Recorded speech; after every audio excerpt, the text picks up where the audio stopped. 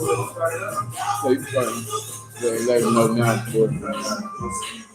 Huh? That's why I got another plan. You know the power in my hand. Send shit on the net. Better walk through the stand. Get flamed up, chained up for nobody. You won't stand what you know about. Cause ain't the rap is the next. And the rap is the spec. Fake niggas on the back. I'm niggas in the back. I tell you this correct. Put a whole bunch of souls. Stay moving my shirts. We the real in the inch. Niggas in the F. Little niggas in the spring. I'll be mad at your bitch. Some nigga I ain't folding. Pushing on nigga hold. Nigga look how I'm rolling. Short tip by the nigga. He's full of the cream. Front like I'm a baby. He don't run the circle. Yeah. I got to look how everybody. But still one bridge. Get caught. Let me come to a train. I'm strictly a kid. I'm on one bitch. Talking on every bitch. You can't even breathe. I can't even kill it. That's why I don't kill it. Nigga ain't getting hurt. My fisherman. I know you hit it. I'm a big you run. My name put up some of the book. I'm a kid you cook.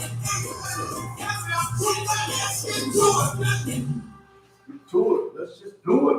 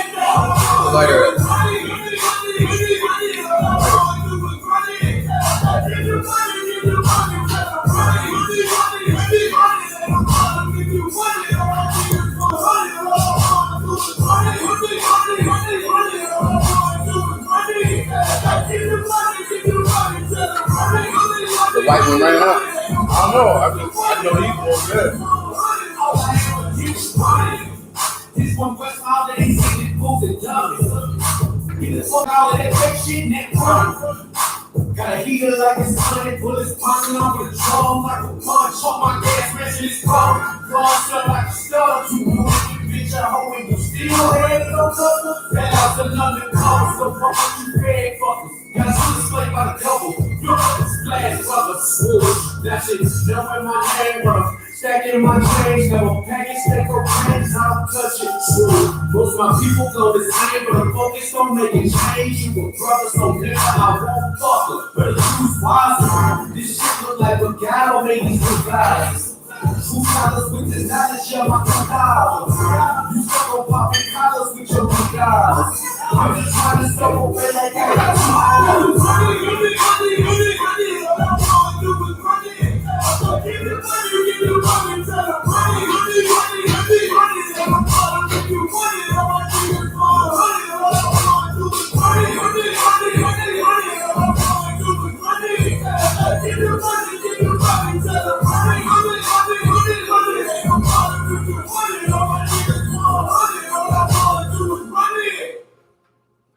Yeah, I want one more. We get one more in. Y'all get y'all questions together, man. We're gonna go ahead and get started. Give y'all a second to get right. Do half a second, man. The intro on this sucker. Light it up.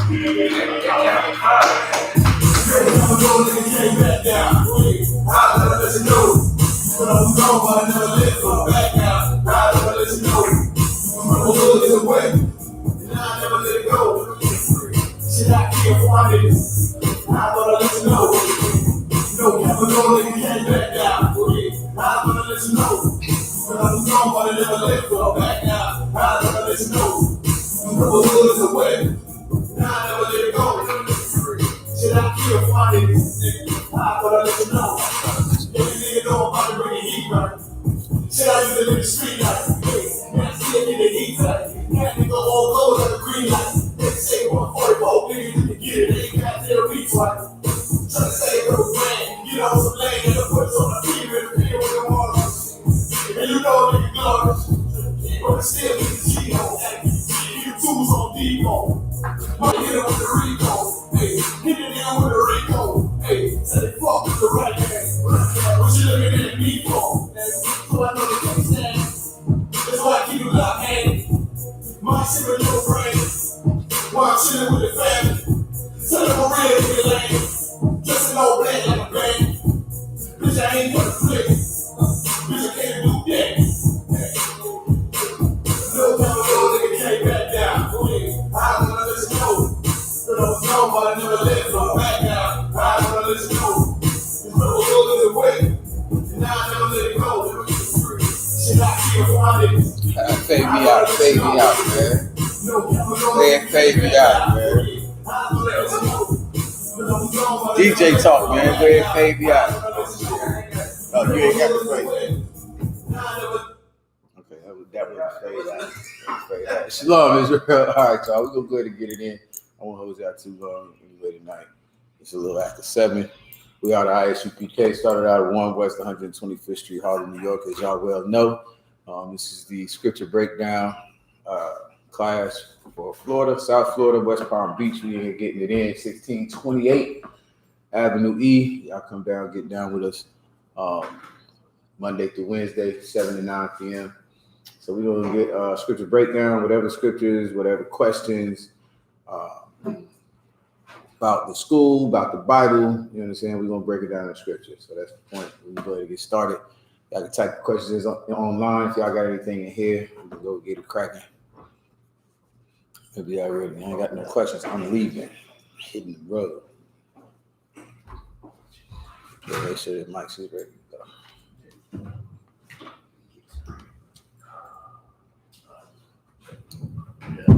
Big up Cat McCod snapping on that track, boy. Yeah, in on that joint. I almost didn't want to start the class. I was gonna let him just ride the whole thing out from here. Okay, select, sir, if I could. I got a question on Genesis 3:15. What is a man of war?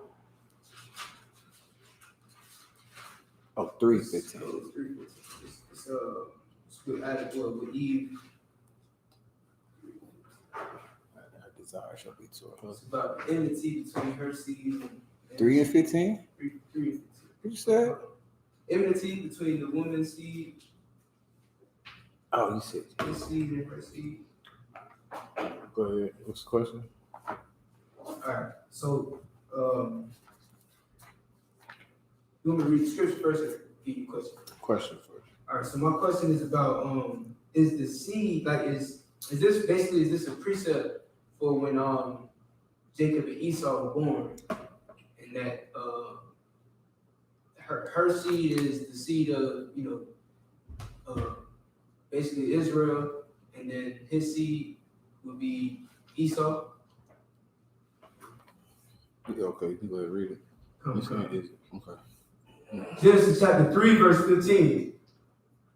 And I will put enmity between thee and the woman, and between thy seed and her seed. It shall bruise thy head, and thou shalt bruise his heel. So like, I mean, it's the other way around. So it's her seed Esau, and his seed Jacob. No, this is talking about this. No, this is talking about the serpent. This is talking about the other nation who was coming to her that was not the Lord's people. They were not like the children of the Most High. So it's telling her that there's people that you listening to. When you read it, it said Genesis 3 and 15. You need to go up. Let me see.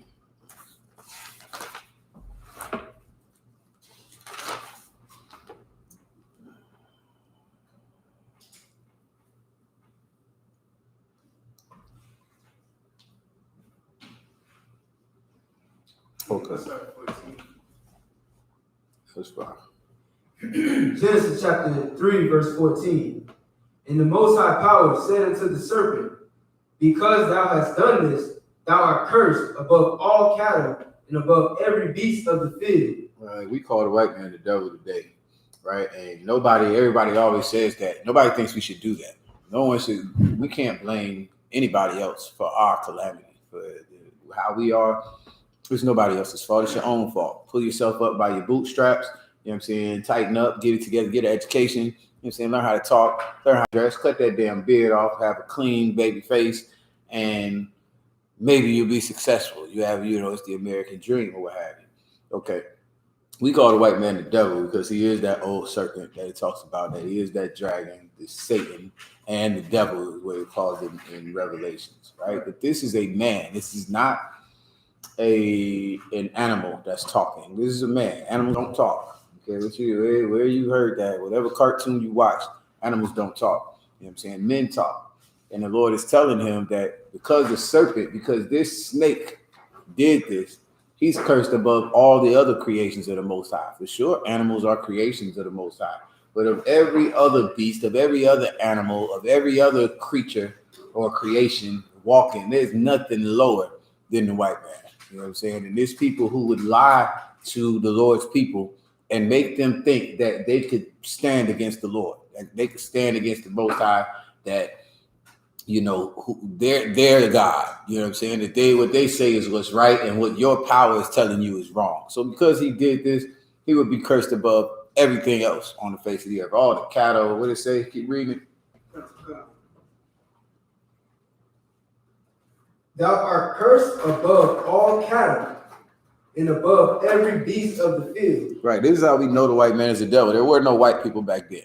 But above all cattle and above all beasts of the field, you know what I'm saying? There's nobody, no cattle does this. No cattle does what the white man did in the garden with Eve. You know what I'm saying? No man, no cattle, no snake, no insect does what the white man does in the earth today, all over. Not just in America with blacks, Hispanics, and Native Indians. Hell, go ask the Africans. Go to South Africa, ask the Africans, man. Ask the Chinese, ask the Iranians and the Iraqis. You know what I'm saying? Like, this beast is more subtle than any other beast of the field. You know what I'm saying? He's more subtle than a real snake. You know what I'm saying? Like, he's that snake in the grass. So at the end of the day, he's going to be less than everyone else, is what the Lord is saying, because of what they did to the Lord's people. Matter of fact, you can give me that. There's a precept that says because of I believe it's Obadiah, because of how you treated your brother. Okay, so go ahead, keep reading. Come. It shall, upon thy belly shalt thou go, and dust shalt thou eat all the days of thy life. And I will put enmity between thee and the woman, and between thy seed and her seed.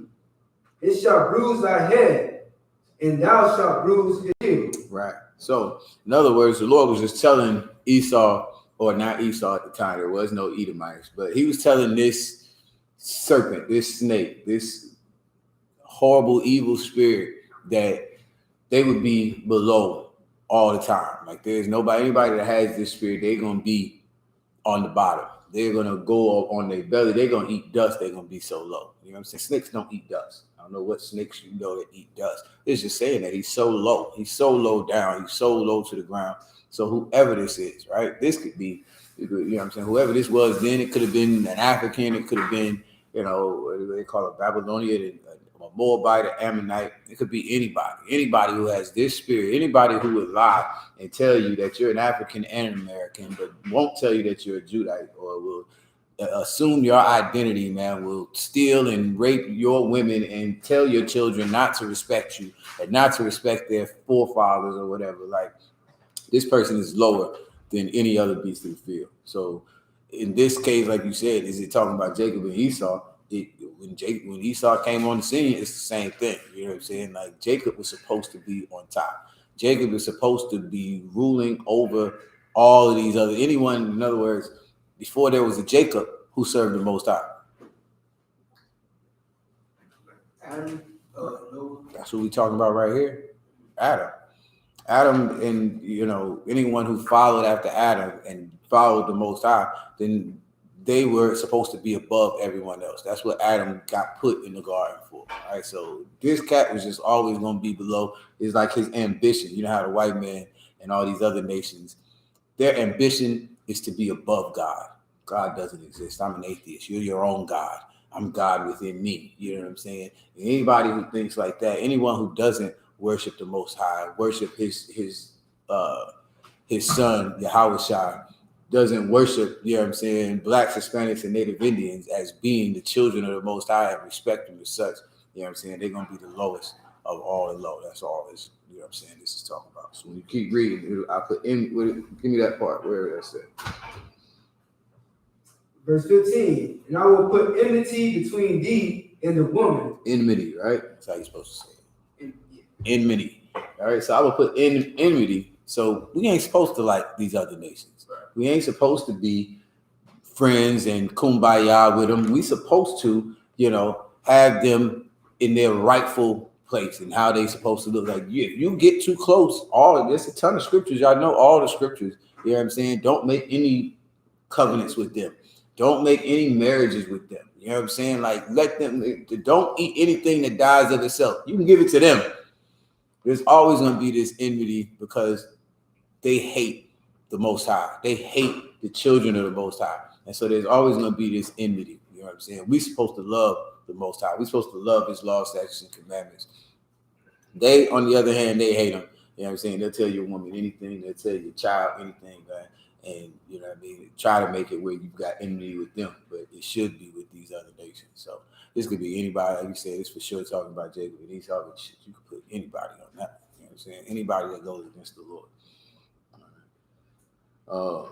And yeah, him bruising. What does the other part? And I will put enmity, verse 15, and I will put enmity between thee and the woman, and between thy seed and her seed. It shall bruise thy head, and thou shalt bruise his heel. All right, so that's just how low he's going to be. You know what I'm saying? He's going to bruise thy head. He's going to be over you. You know what I'm saying? That's what that's just referring to. All right. Yeah, unto the woman, you already know that part. I will greatly multiply that conception, that sorrow, and that conception, and all that. So, you got the precept. Concert. The book of Obadiah, chapter 1 and verse 10.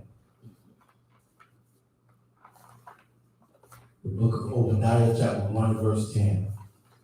For thy violence against thy brother Jacob, shame shall cover thee, and thou shalt be cut off forever. Right. So because of the violence to his brother, like I said, this is even before Esau. But it's the same thing. You know what I'm saying? This was happening before Esau ever existed. But then you see when Esau does come into the picture, he does the same exact thing. You know what I mean? That's what he's doing today.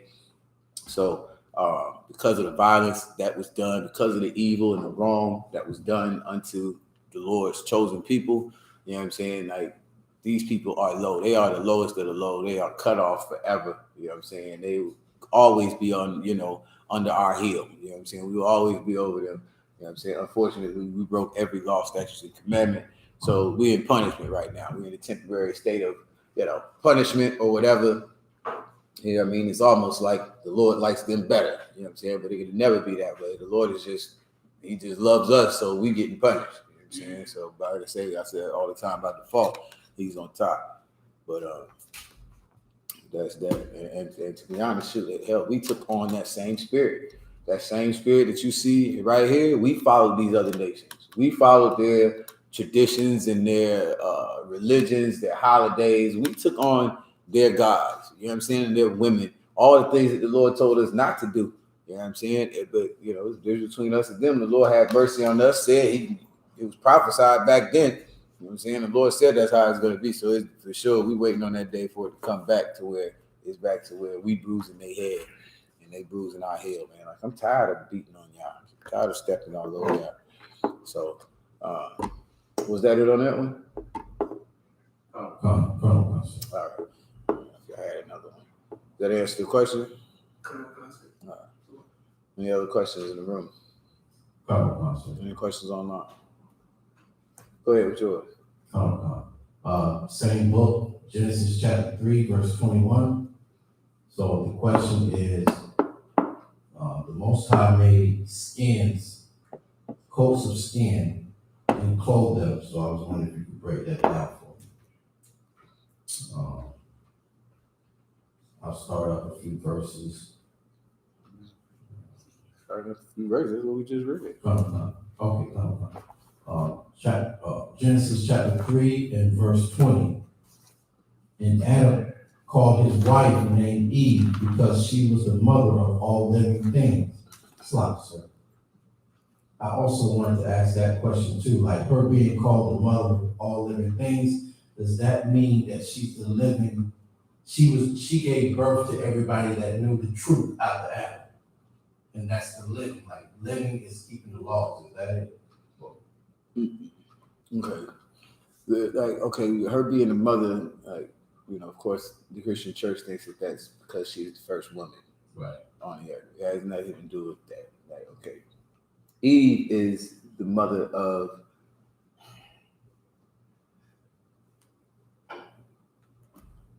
look at it like a boss. Like a boss. You know what I'm saying? Like, okay, kind of like, okay, a girl could get pregnant at 12 years old, right? Mm-hmm. Now she becomes a mother. Now she's in charge now she's, you know what I'm saying? Now she's been given, she goes from, you know, being a daughter herself to having a daughter. So now she becomes the mother, you know what I'm saying? Like Adam was given charge. He was given authority over everyone else, you know what I'm saying? So now she's like, he's the father, she's the mother. She's the mother, like she's under me. You know what I'm saying? So now that's basically what, you know, her not of everyone that's in the truth. Yeah, I guess everyone in the truth, but not necessarily like she's just in charge. She would be in charge of everybody. Like, to say if you had slaves, you had, you know, servants who worked, you would still be a boss. You would still be in charge. You know what I'm saying? It doesn't necessarily mean, you know what I mean?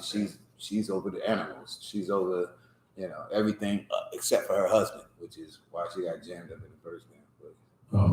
Like he's the boss. Well, he's father. Right, the father, and she's the mother of all the living. Okay. That's just simple, yeah. Like, okay, she's still the boss. She's just not the boss over him. Right. You know what I'm saying? Okay. She's like the manager. It's like the mother. Why is that so, man? I know what y'all mama is, man. Niggas are still scared of their mama. 45 years old. You know what it is. She's like that. You know what I'm saying? Like whoever. You know what I'm saying? Niggas come over your crib, not even related to you. She's like the mother of everything that's going on around there. She's the boss. She's, you know what I'm saying? She's in charge. You know what I'm saying? Like under him. You understand? I understand. Wow. So, okay. The book of Genesis chapter 3, verse 20. And Adam called his wife named Eve because she was the mother of all living. Mm-hmm. Verse 21. Unto Adam also and to his wife did the Most High Power make coats of skins and clothe them. And that was my question. Like, what was, because like the fig tree that it said that they covered themselves in when they knew that they were naked, and I know they were naked, I know they just in their mind, like they knew they was exposed basically for, you know, what they were doing wrong. So why did he have to make coats of skin? You know, is this a metaphor also? Now yeah, it's definitely a metaphor. I got you. All right, so unto Adam also and unto his wife did the Most High give coats of skins and clothe them. Trying to remember what that is though. Can't remember exactly how to say it, but it's still a metaphor, like the same thing. It's not that they were naked. They weren't naked. You know what I'm saying? I gotta check. Let me see if I can check right now. But let me read down a little bit further. Yes, sir. The book of Genesis, chapter 3 and verse 20. And Adam called his wife named Eve, because she was the mother of all living. Unto Adam also, and to his wife is the Most High Power, made coats of skins, and clothed them. And the Most High Power said, Behold, the man is become as one of us, to know good and evil. And now, lest he put forth his hand, and take also the tree of life, and eat, and live forever. Therefore, the Most High Power sent him forth from the Garden of Eden to till the ground from whence he was taken. So he drove out the man, and placed at the east of the Garden of Eden cherubims and flaming swords which turned every way, to keep the way of the tree of life. Yeah, I don't know. I can't remember. But the coats of skin, ain't nothing jogging on memory. I have to say it to me. I'm trying to actually find out right now. We probably can come back to it.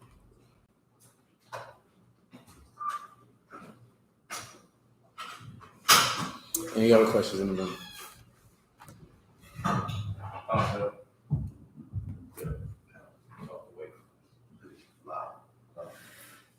So I got a question on. I got two questions, two scriptures. Proverbs chapter 19 and verse 17. And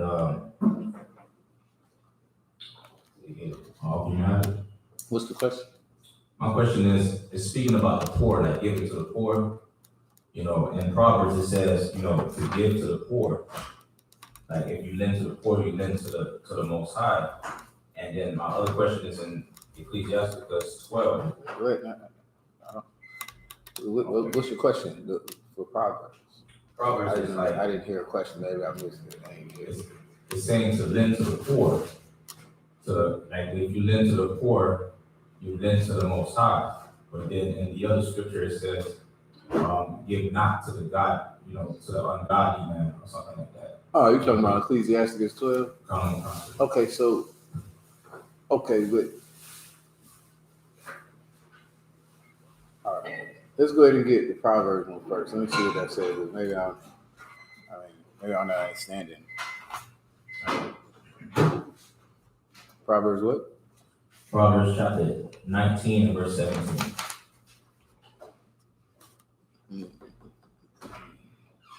Okay, start at 16. Proverbs 19 and 16. He that keepeth the commandment keepeth his own soul, but he that despiseth his ways shall die. Mm-hmm. He that hath pity upon the poor lendeth unto the Most High, Mm-hmm. and that which he hath given will he pay him again. Okay. Well, I know the other one, sir. All right, and you're saying that's what's confusing you, or is that because that's still I'm missing the question? It's just confused me because I know that when I read it in Ecclesiastes, it says, you know, give. It says exactly the same thing.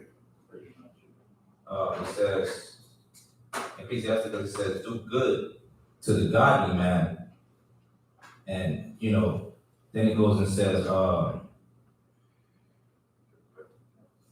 not a sinner, right? Right. But I was thinking like, okay, if like you lend to the poor, like isn't he considered like a sinner because he's not in the truth or he's not keeping the laws or whatnot? Who says he's not in the truth or he's not keeping the law? That's what I'm saying. I mean, he's like if you give like to a poor black man in the street, I was just thinking of that. Go ahead and read Ecclesiastes 12. All right. Ecclesiastes chapter 12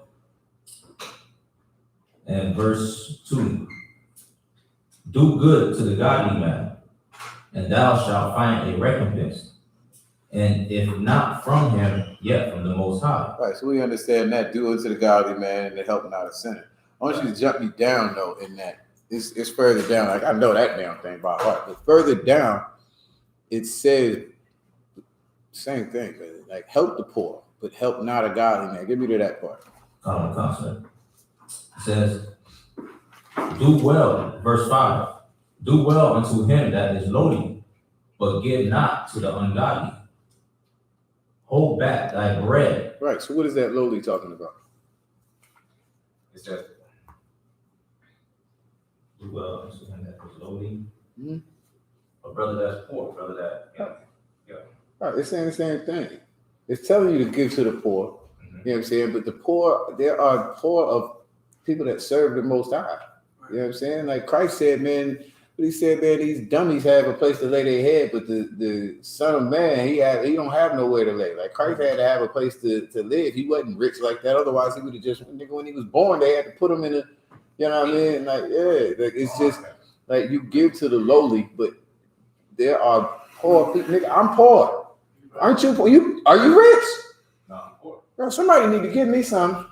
Somebody need to give me something. I'm keeping the laws. Like I'm here. I'm shooting. Nigga, I take phone calls all day, every day. Nigga. Somebody better hook me up, man. You know what I'm saying? Pay your tithes. That's all you got to do is pay your tithes. Pay your damn tithes, nigga. Help the lowly. Help us, man. Mega churches don't need your money. The priest in the I.S.U.P.K, we could use some of that bread. We don't need it either. Yeah, I mean, if you don't get it to it, it's gonna come from somewhere.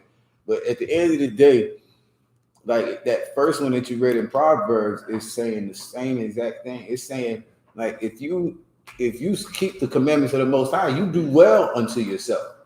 Right? That doesn't mean that you're rich. It means that I don't need it to come from you. It'll come from somewhere. You know what I'm saying? Because the Lord is with you. Whoever, you know what I'm saying, serves the Most High, what the hell is you worried about? Precept. Just went over the other day.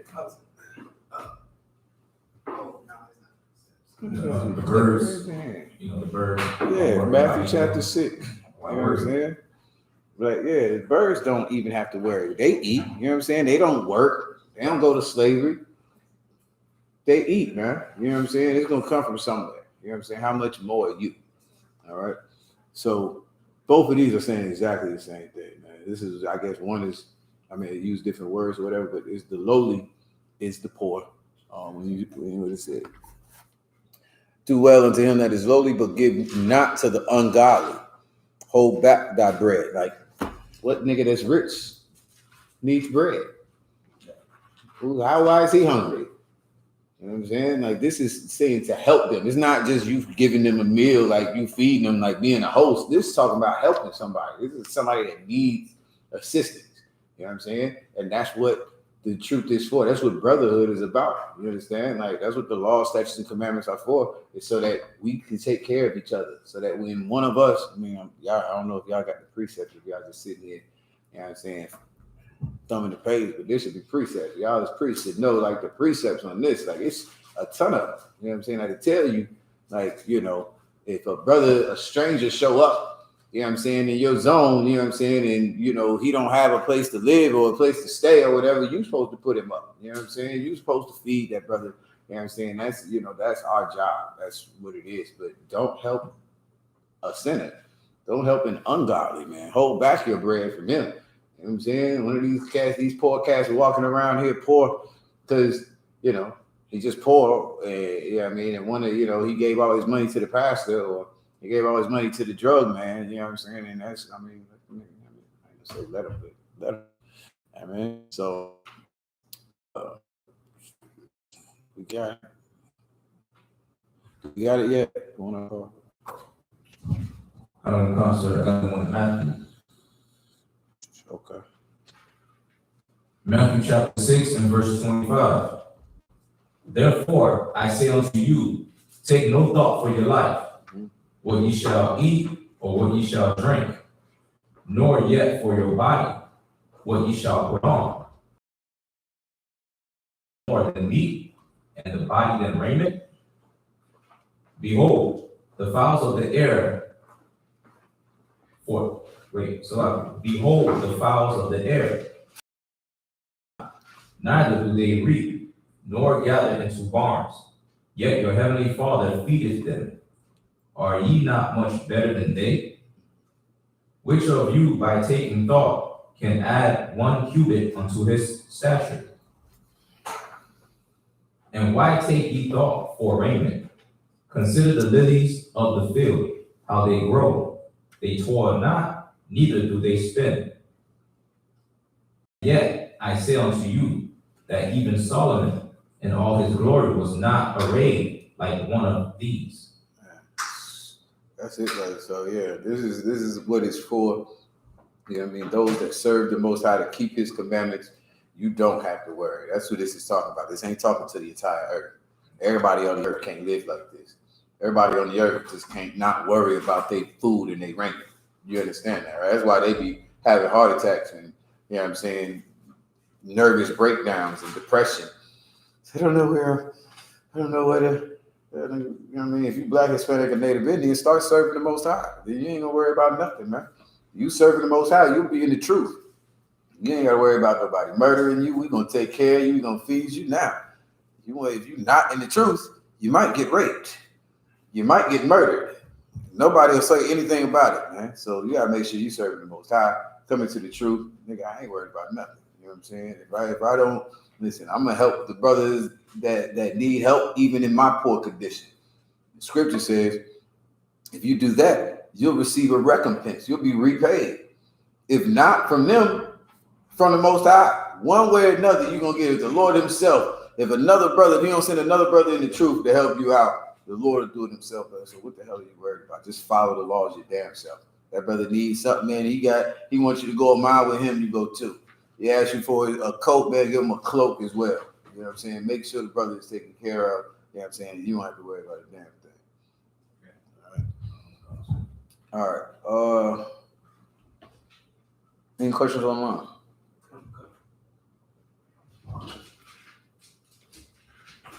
Also, Montezar asks, Salaki, sir, Shalom, Lord Christ, can I get a general breakdown on Leviticus 18 to 21?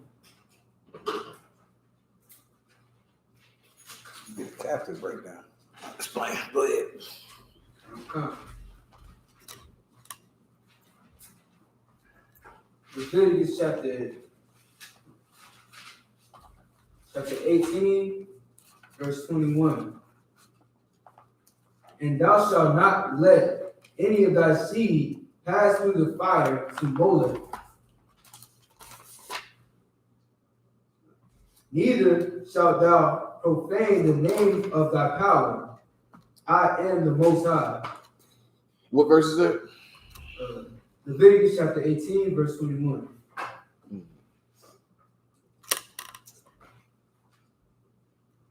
All right. Thou shalt not let any of thy seed pass through the fire to Molech. Neither shalt thou profane the name of thy power. I am the Most High. All right. So basically, don't serve these other gods. Letting your seed pass through the fire unto Molech. It's like, you sacrificing your kids. They would literally do that back then, but even today, don't let your kids go out trick or treating. Okay, don't let your kids, go bow down to some damn tree to get a gift from under it or what have you. You know what I'm saying? Don't have them believing that some fat white oppressor is, their savior and the one who cares about whether they're good or bad or whatever the case may be. You understand? Like, don't give your kids, by you serving other guys, don't, sacrifice your kids, basically is what they're saying. And then 30, he said 30. 21. Oh, 21. Okay, neither shalt thou profane the name of thy power. I am the Most High. Thou shalt not lie with mankind. Okay, you get that. As with womankind, it is an abomination. It can't be. Yeah, so he just wanted 21. That's it. Right. So don't serve these other gods. Again, like I said, I don't know of anybody that has actually, given their kids over to be sacrificed by fire onto, these other gods. But it's like I said, these holidays and things that we celebrate in the Christmas church are exactly the same thing. Like you're profaning the name of the Lord, man. Like, you know what I mean? The Lord called you to be a special people, to be separate from everyone else. And here it is, the Lord's people being a damn embarrassment. You understand? It's like a father and your son or your daughter is embarrassing you.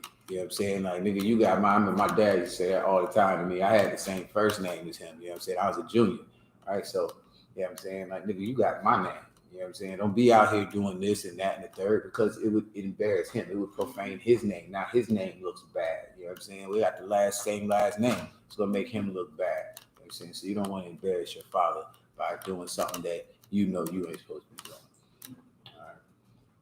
All right. So, I got the definition of Molech. The definition of Molech? Okay. Okay. So, Did I ask for that? La. Oh, y'all know who Molech is. Nah, I'm just saying, like, you know what I mean? Like, it's the first thing I thought was the way to read. Go ahead. Zondervan Compact Bible Dictionary, page 372. Molech, heathen, God worship, especially by Ammonites, by sacrifice of children. Worship forbidden the Israelites. Places of worship set up by Solomon for heathen wives. Sanctuary built in valley of Hinnom by Manasseh, abolished by Joshua. That's it. So there you go. You know what I'm saying? Molech is, you know what I'm saying, just some god that some other nation came up with. You know, I watched this thing the other day. It's on Netflix, man. Some women empowerment thing. I can't remember the name of it. Y'all sisters know what I'm talking about. It's got black women and they talking about like how their mothers, something about their mothers. They probably did it for Mother's Day. I just happened to see the joint on there, but it's like this documentary of women. Like they're not acknowledging no men on the whole thing. It's like some feminist type. It don't say feminist, but that's the vibe. You know what I'm saying? So anyway, they're talking about their mothers. You know what I'm saying? And their mothers, and they tracing their bloodline back through their mothers and what this grandmother did. She raised my mother, and my mother raised me, and we ain't no church going, Bible thumping, this, that, and baked cookies. My mother was fierce. She taught us to be fierce. She had a husband and she ain't listened to him. She went on vacation by herself. I'm sitting there listening like, man, this is disgusting. This is exactly what the problem is. You know what I'm saying? Like we didn't serve all these other gods, man. You know what I'm saying? And follow behind Eve. And now our women are a damn mess. Ain't none of them married. Every one of them. I was cracking up. Ain't nobody got no husband. I made a decision to leave him. This and that and the third. And the other one, she like, I ain't getting married. You know what I'm saying? Or no, I am. One was married. She like, I don't want to have no kids because I'm still messed up from this and that and the third. And my husband just got accepted and this and that and the third. I'm like, bro, you know what I'm saying? Like, this is what happened to our people, man, because we follow behind these other guys. We follow behind these other philosophies or what have you. But in the whole thing, they are talking about all of these different gods that they worship now. You know what I'm saying? That I've got to cook this food for my ancestors. My ancestors are who we worship. I don't worship no, white people's God, which I understand that, but you worshiping the Africans' God. You know what I'm saying? Or you worshiping what's the Papa Sheikh Shango or something like that, man. Like it's a whole bunch of different gods that they worship, you know what I'm saying, because of what these other nations brought up. And that's what Molech is. Molech is just who we were around at the time. The Ammonites. Did you say Ammonites? That's what you read? Or Amorites. I think you said Ammonites, but I don't think it's Ammonites. I think it's Amorites. I think that's an African god. Pretty sure. I don't think it's Ammonite. I could be wrong though, but I don't think it is. It must be the Amorites. It's Ammonites. A-M-M-O-N? Oh, Slaki. Okay, so that would be the so-called Japanese, I reckon. I don't know nothing about that, but that's wherever we go, we end up taking on these other gods and how we serve them, and that's the whole basis behind this whole thing. The Lord at this time, that's who we follow. But like I said, ain't nobody put their kids in the fire that I know about. Actually, you know what I'm saying? They just tell you, hell, make them bow down to a tree, make them, go search for eggs or whatever, you know what I'm saying? But remember this fertility, whatever the case may be, man. Whatever they're doing the same thing that serpent did in the garden, and that's take the children of Israel away from what they should be doing and serving other gods, other than our power, man, other than your husband, other than man. So hopefully that answered the question. Was we waiting on? Did I call for something else? We was going over Leviticus 18 and 21. Yeah, I think we can be done with that. Unless I didn't answer the question, brother, then you just type it back in. Let me know. All right. Yeah, I could. Don't mind it. Let's put it in another clip. I think it's something different anyway. Yeah. Also, that was Sean asked. He has two questions. Said the first one is cremation lawful?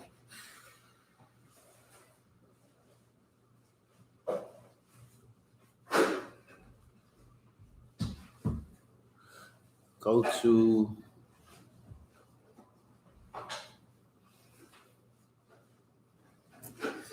I can't remember where it is in Leviticus. It's probably in Deuteronomy as well.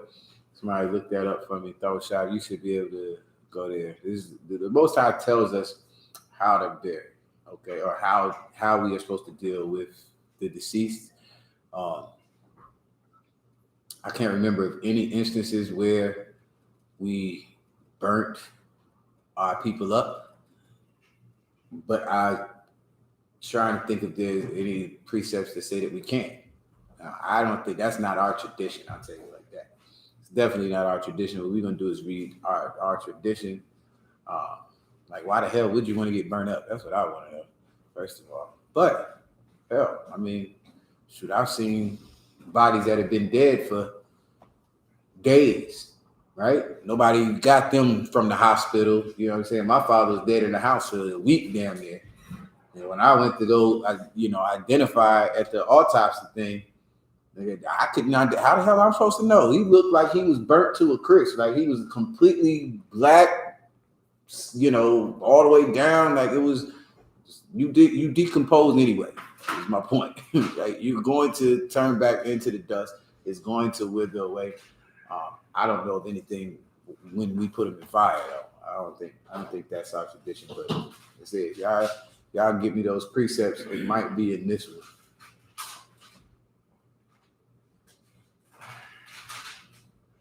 It's like I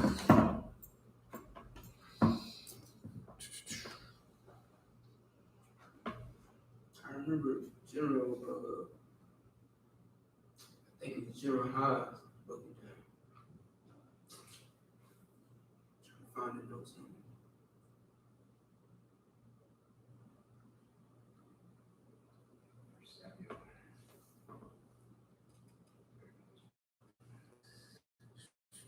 go around 21. See if that's it.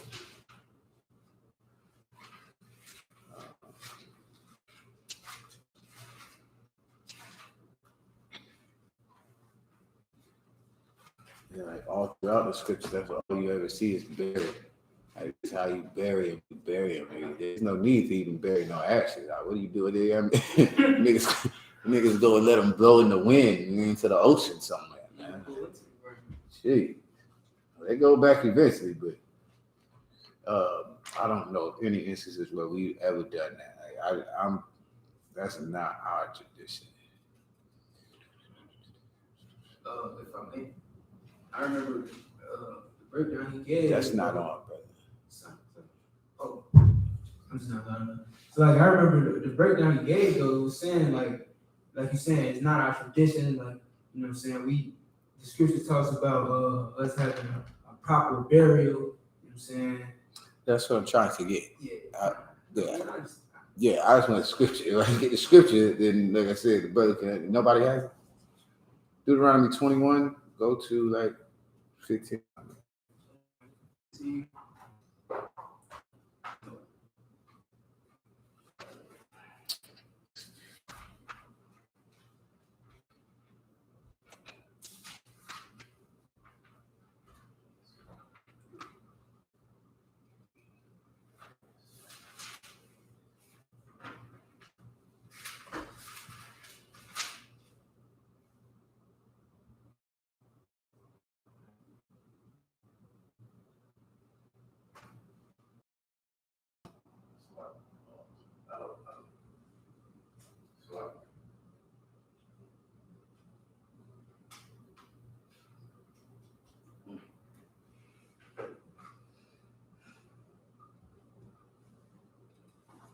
I got Genesis chapter 23 It's and not verse on, 6. brother.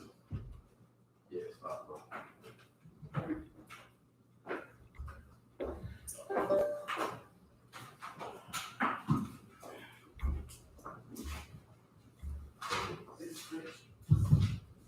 Genesis chapter 23 and verse 6.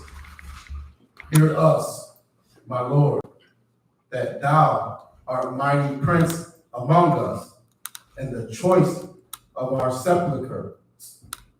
Bury the dead. None of us shall withhold from thee this sepulchre, but thou mayest bury thy dead. And Abraham stood up and bowed himself to the people of the land, even the children of Heth. Okay. Give me the one in Deuteronomy. I called for.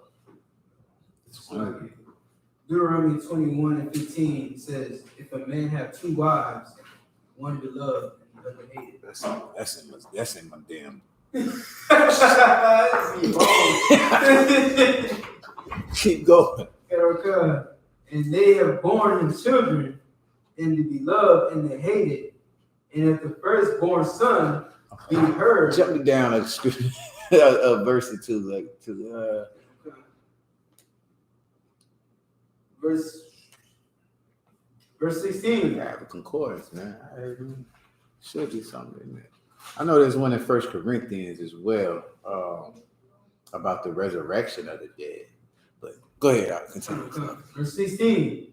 Then it shall be, when he maketh his sons to inherit that which he hath, that he may not make the son of the beloved firstborn before the son of the hated. I got one, sir. The brother ain't even got down yet far now. Go down to ain't nothing in there about burying a letter. I got Moses Bureau, if you want that one. I don't want. No, I want like the. I don't want instances of people being buried. We know we bury our dead. What I'm trying to get is the law on like burying. And I don't know that there's a law that says that. I know there's a way, like a procedure on how, like what we do, like anointing the dead with oil. Look that up. Look that part. I don't know where it's at. I'm thinking it's in Deuteronomy. Verse 22. Deuteronomy chapter 21, verse 22. And if a man have committed a sin worthy of death, and he be to be put to death, and thou hang him on a tree, his body shall not remain all night upon the tree, but thou shalt in any wise bury him that day. For he that is hanged is a curse of God, that thy land be not defiled, which the Most High thy power giveth thee for an inheritance. Okay. Yeah. Yeah, again, it's just very like that's, like I said, that's more of what you see of what we're doing. I can't think of nobody getting burnt, but again, y'all know the scripture, where there is no law, you can't sin. So the brother's question was, is it a sin to cremate them? I have to say no, brother, unless you can tell me the law that says that you can't do that. Here's the thing, like I said, even with my father, like when he died, you know what I'm saying? Like it wasn't really nothing left of him. You know what I mean? And when he's going to get buried and he's going to, decompose into the coffin. I guess that's how that happens. I mean, I've never seen inside a coffin after somebody been gone for a while, but I'm sure he just decomposes into the coffin. He's not even in the dirt. You know what I mean? Like, at the end of the day, that's not what's coming back. You know what I'm saying? So it doesn't matter. That body is, give me that. There's that scripture in Ecclesiastes as well. Yeah. Go ahead. Ecclesiastes chapter 6, verse 3. And the shop, you can give me 1 Corinthians 15 and like towards the end, 40 maybe, something like that. Go ahead, tell me you're up. Ecclesiastes chapter 6, verse 3.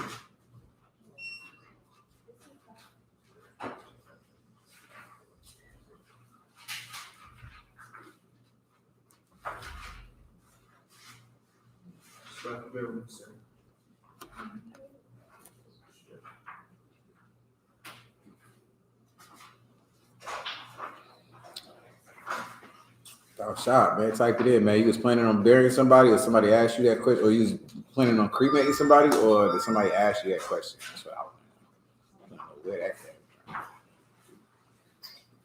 from. Ecclesiastes chapter 6, verse 3. If a man beget 100 children and live many years, so that the days of his years be many, and his soul be not filled with good, and also that he have no burial, I say that an untimely birth is better than he.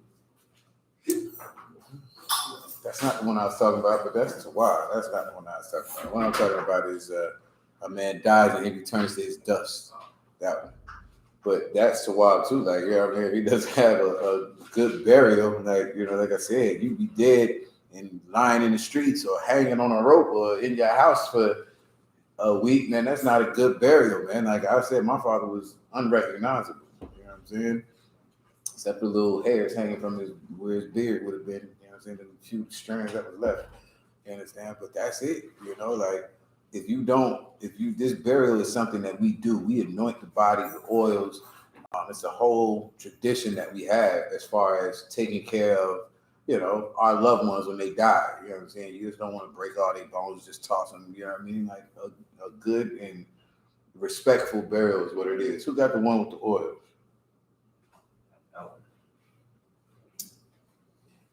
It might be in the apocrypha. I don't know though. I got the First Corinthians. No, this is what. First Corinthians. First Corinthians, chapter 15 and verse 39. All flesh is not the same flesh, but there is one kind of flesh of man, another flesh of beast, another flesh of fish. Where are you starting? Verse 39. Go up a few. First Corinthians, chapter 15, verse 32. If after the manner of man I have fought with beasts and ephos with adventurous it me advantages. Where are we at? Advantages it me. If he Where you at? 1 Corinthians chapter 15 and verse 32.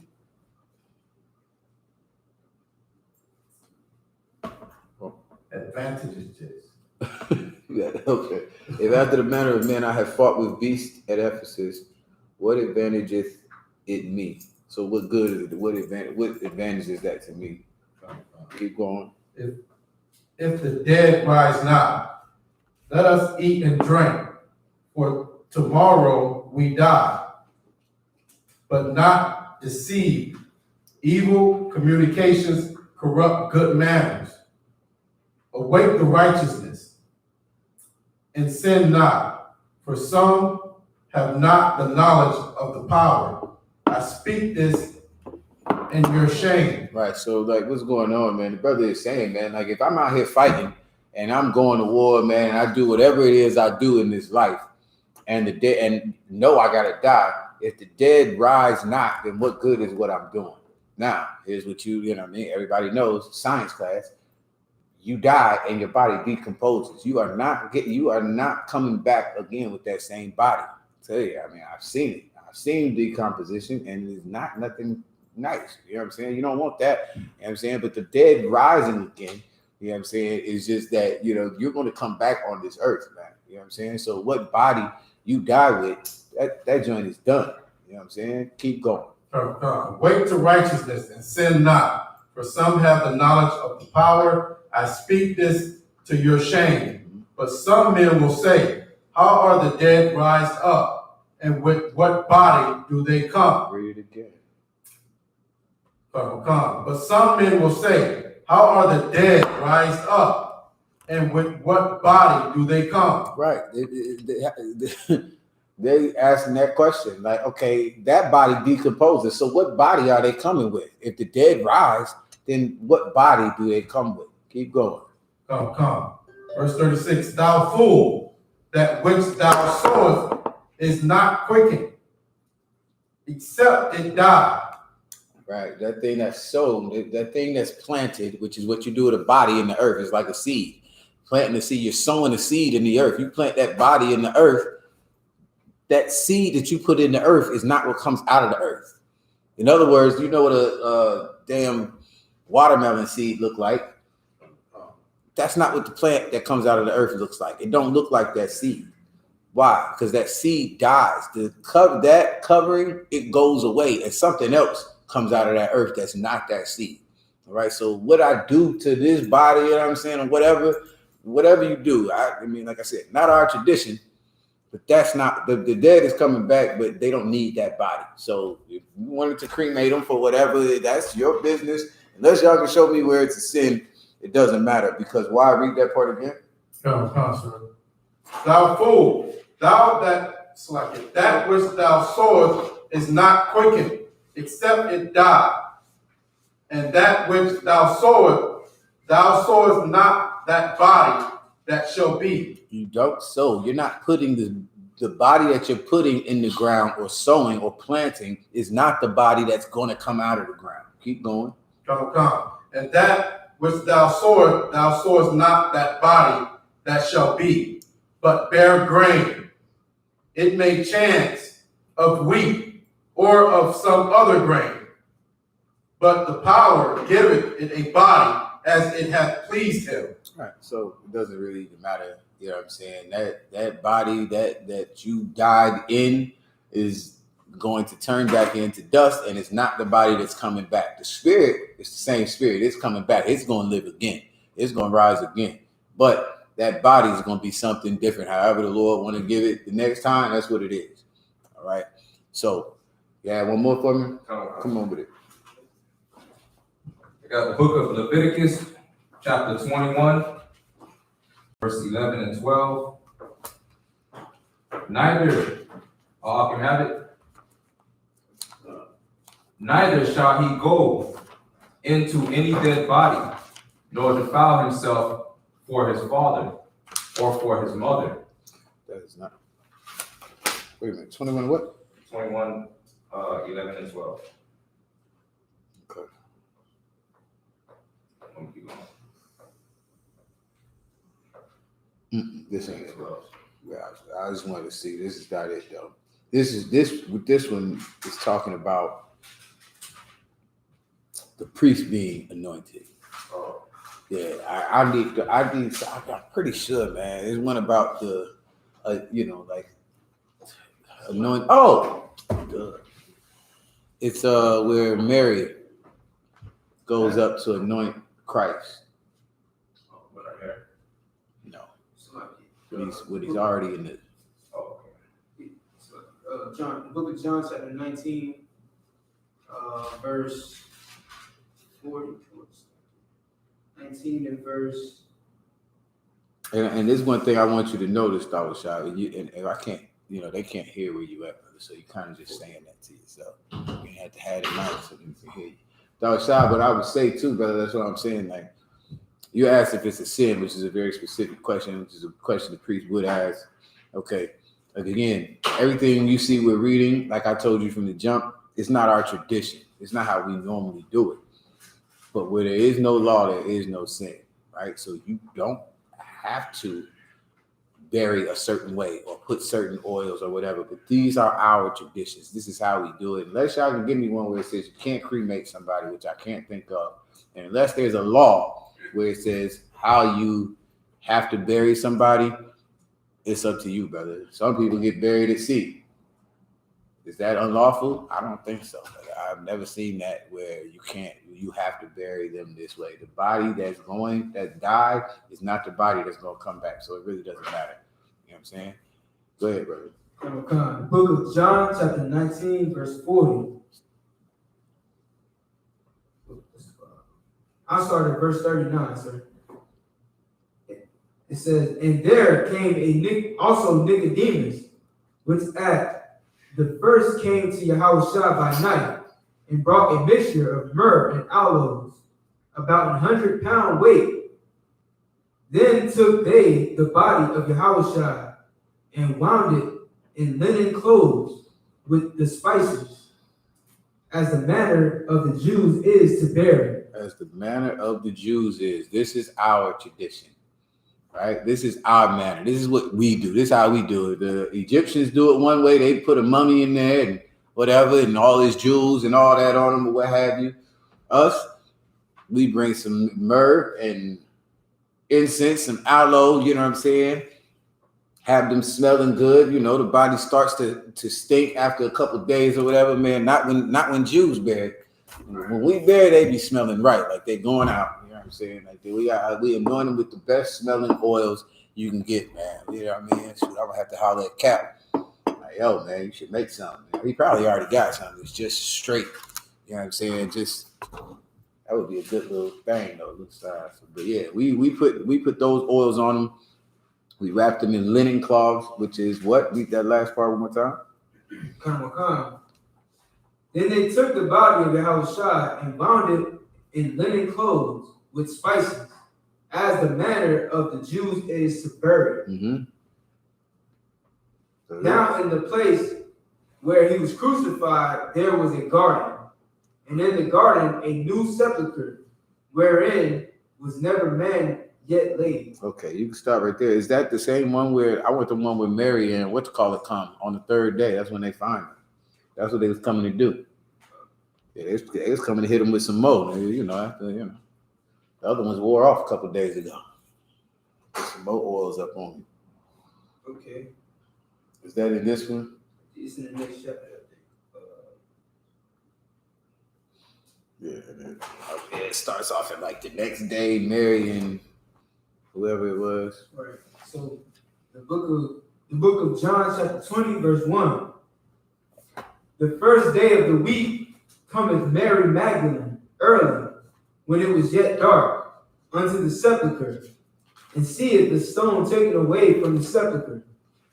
Then she runneth and cometh to Simon Peter and to the other disciple. That's not the one then. It's the one that, it's telling them what they came for. It might be further down from where you at right there. But that's what they were coming for. They were coming to put some more oils on them. Look, they didn't put Christ in the ground. You know what I'm saying? They put him in a tomb, which is whatever. You put him in a coffin if you want to. There's no law against it, brother. So simplify it a little bit more. That's basically all it is. So I'm getting all of these scriptures to show you that it's only our traditions. That's the only thing that I can speak on to this, is that that's not our tradition.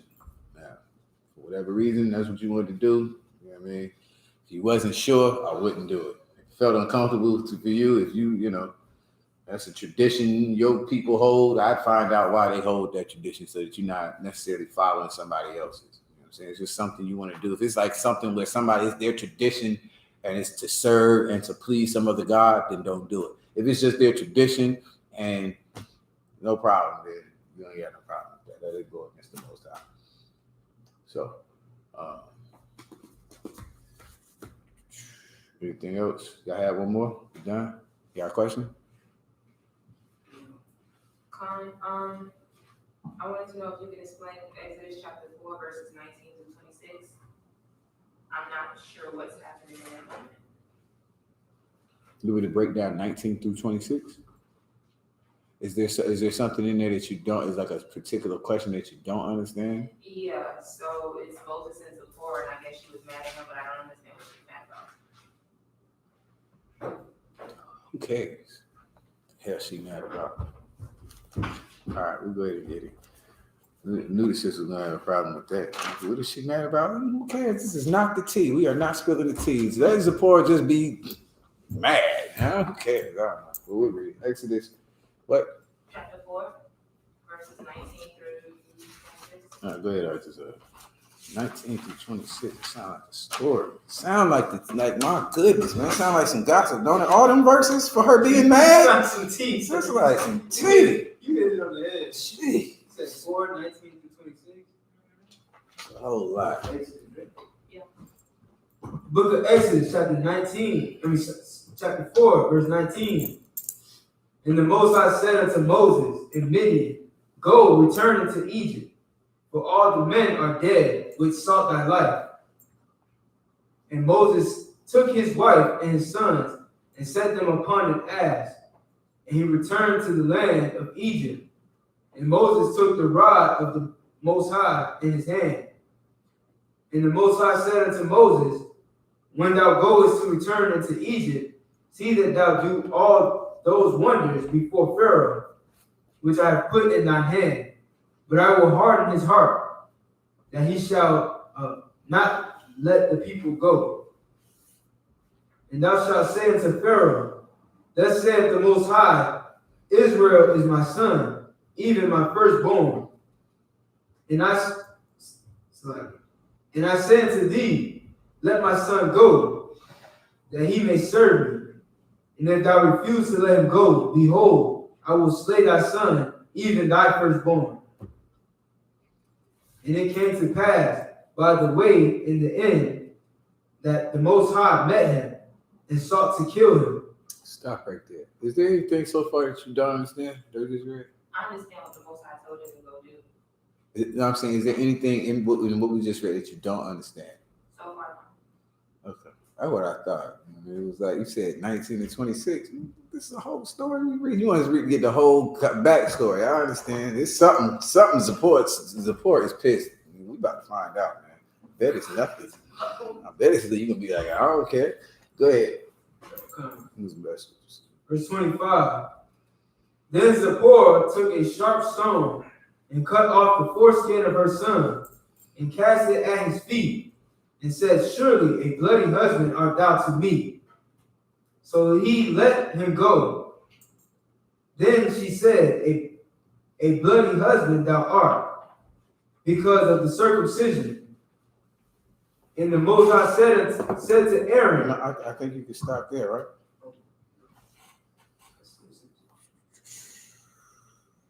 So he let him. Give me in Genesis. Probably gonna be like chapter 1. This goes back to the beginning of time, sis. Really does. It's really that simple. That's why I said, who the hell cares? Zipporah? Ain't Zipporah? Ain't she the African? Yeah, who cares? I want to know. You see what happened though, right here. What happened? Them last 2 verses. she flipped out. Why? What happened? All I know is the Most High told me to do something, and she flipped out. Oh, so you not understand what just happened right there. No. Okay. I don't understand the transition. Okay. What happened was she had to circumcise her son. Moses' son. Why did she have to circumcise? We're supposed to circumcise. Who? The men of Israel were supposed to be circumcised. Okay, that's true. You said a key word though that you're not even catching, that we are supposed to circumcise. You mean the men? No. I mean Israel. Okay. Keep that in mind. Go ahead and read Genesis chapter 1 and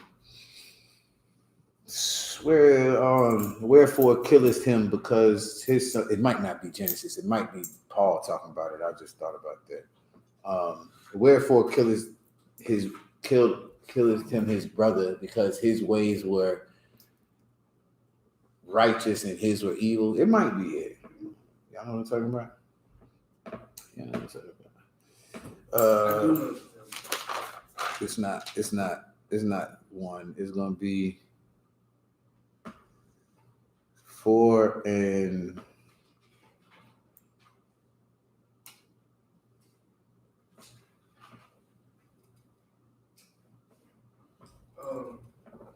This First John. might be. Yeah, First John. Yeah, this ain't it. Yeah, it's gonna be one of them talking about it. All right, okay. So we will go to First John where? Chapter 3. Okay, First John chapter 3. That's all the way to the back, past the regular John. You can get back there by Revelations and then go back a few pages.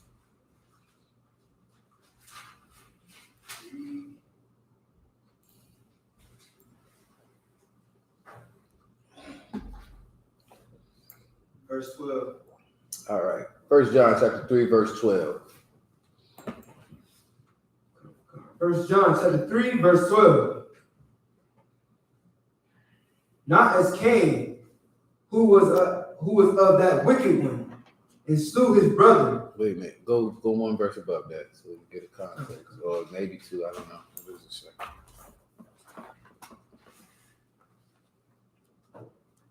Verse 10.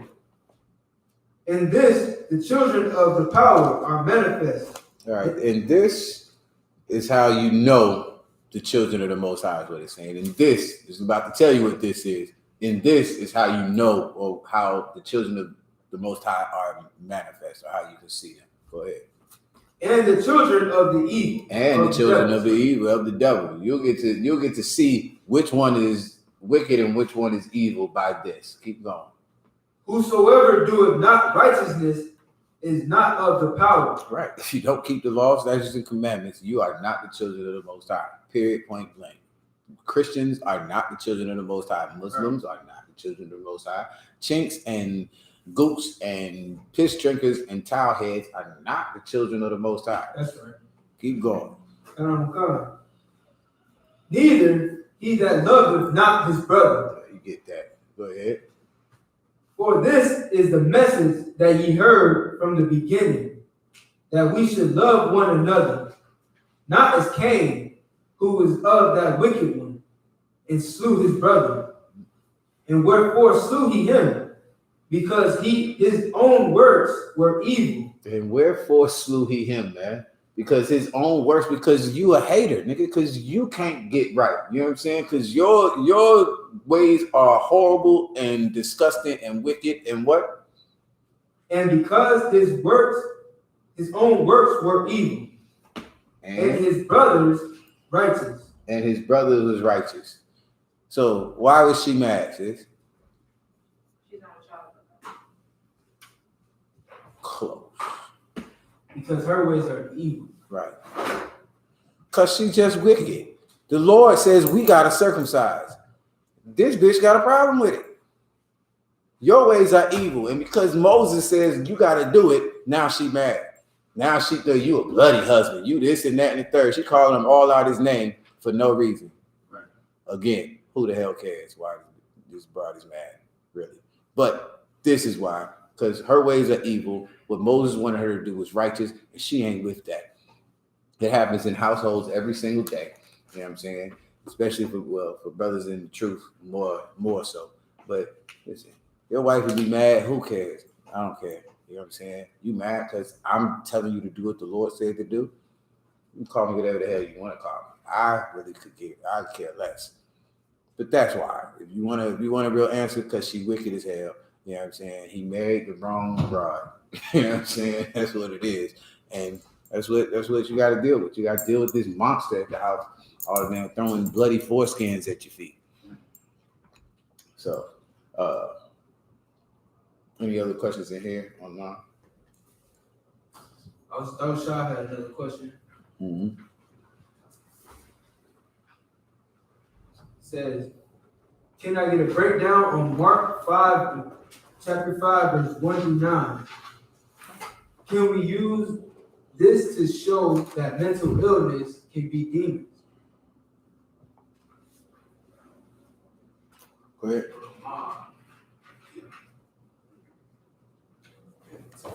The book of Mark, chapter 5.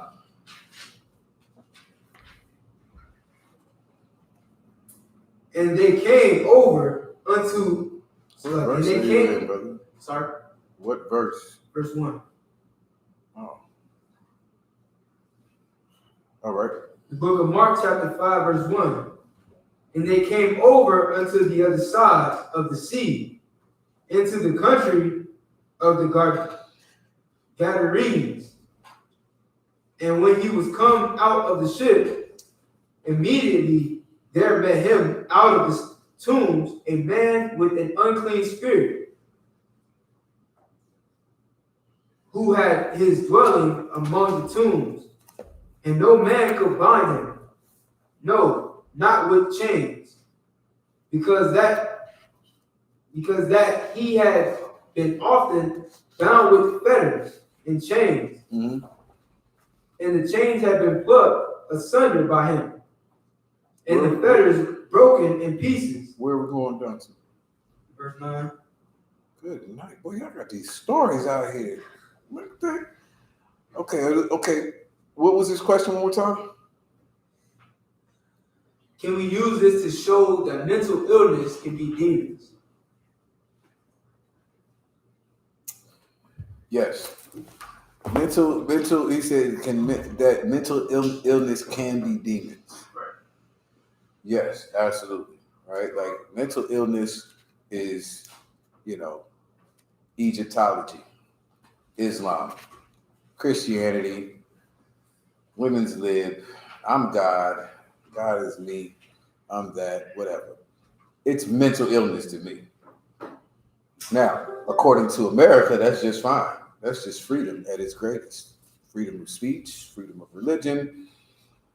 They got a bunch of demons out. You know what I'm saying now? So it's all the same. It's like synonymous to me. Like if you don't serve and follow the law, statutes, and commandments of the Most High and the men of the Lord, then you are crazy. There's something mentally wrong with you.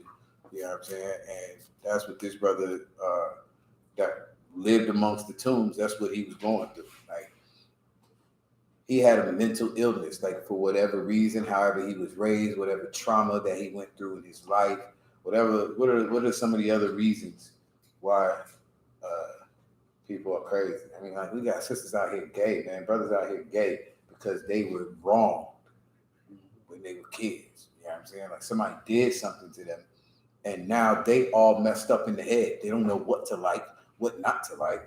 You know what I'm saying? The Christian church done molested boys for centuries, and we got a whole nation of people that's messed up in the head. Not that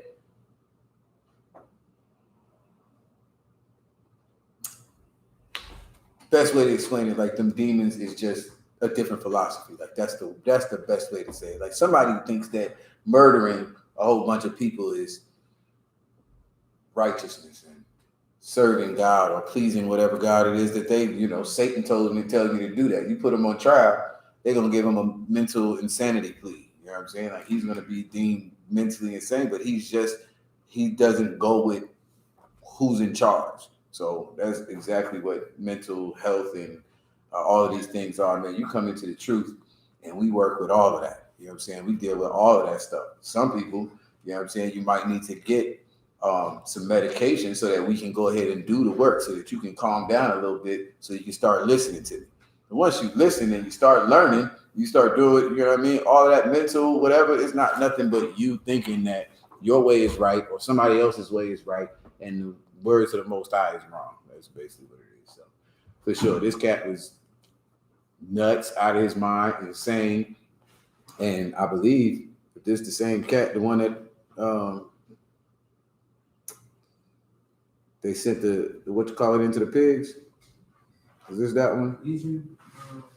Oh, this Legion. Yeah, I think this is the one they sent him into the pigs, bro. You know what I'm saying? And in other words, this cat was cured from his mental insanity. This cat was cutting himself. Y'all know people that didn't cut themselves. Tell me you don't know. Is this woman incurable? Can this brother, is he incurable? You know what I'm saying? People they didn't took their own lives. You know what I'm saying? Were they incurable? No, they just thought that their way of doing things was right. You know what I'm saying? And didn't want to hear nobody else. So mental illness to me is just lack of the truth. You know what I'm saying? So yeah, they got demons for sure. Some demons convince them that you don't have to listen to your husband. You just gonna be like a god if you do this. Same thing. Any more? Hmm. Doing this one? Go ahead. Verse 5. And always night and day he was in the mountains and in the tombs, crying and cutting himself with stones. But when he saw Yahawashi afar off, he ran and worshipped him. Wasn't that crazy? He knew maybe he is. Y'all niggas coming into the truth, they think you crazy. Y'all sisters come into the truth, they think y'all crazy. You know what I'm saying? You know what? You are. You were crazy until you found out, you saw, you know what I'm saying, the spirit of the Most High. You know what I mean? And that's what this brother saw when he saw Christ, man. He saw his brother got the spirit on him, man. You know what I mean? Go ahead. Verse 7. And cried with a loud voice and said, what have I to do with thee, Yahawashi, that thou son of the Most High God power? Mm-hmm. And this is, let me make it clear too. This is different than like mental retardation or something like that, like to where like the mind does not develop, or what's something else? Autism. No, not autism.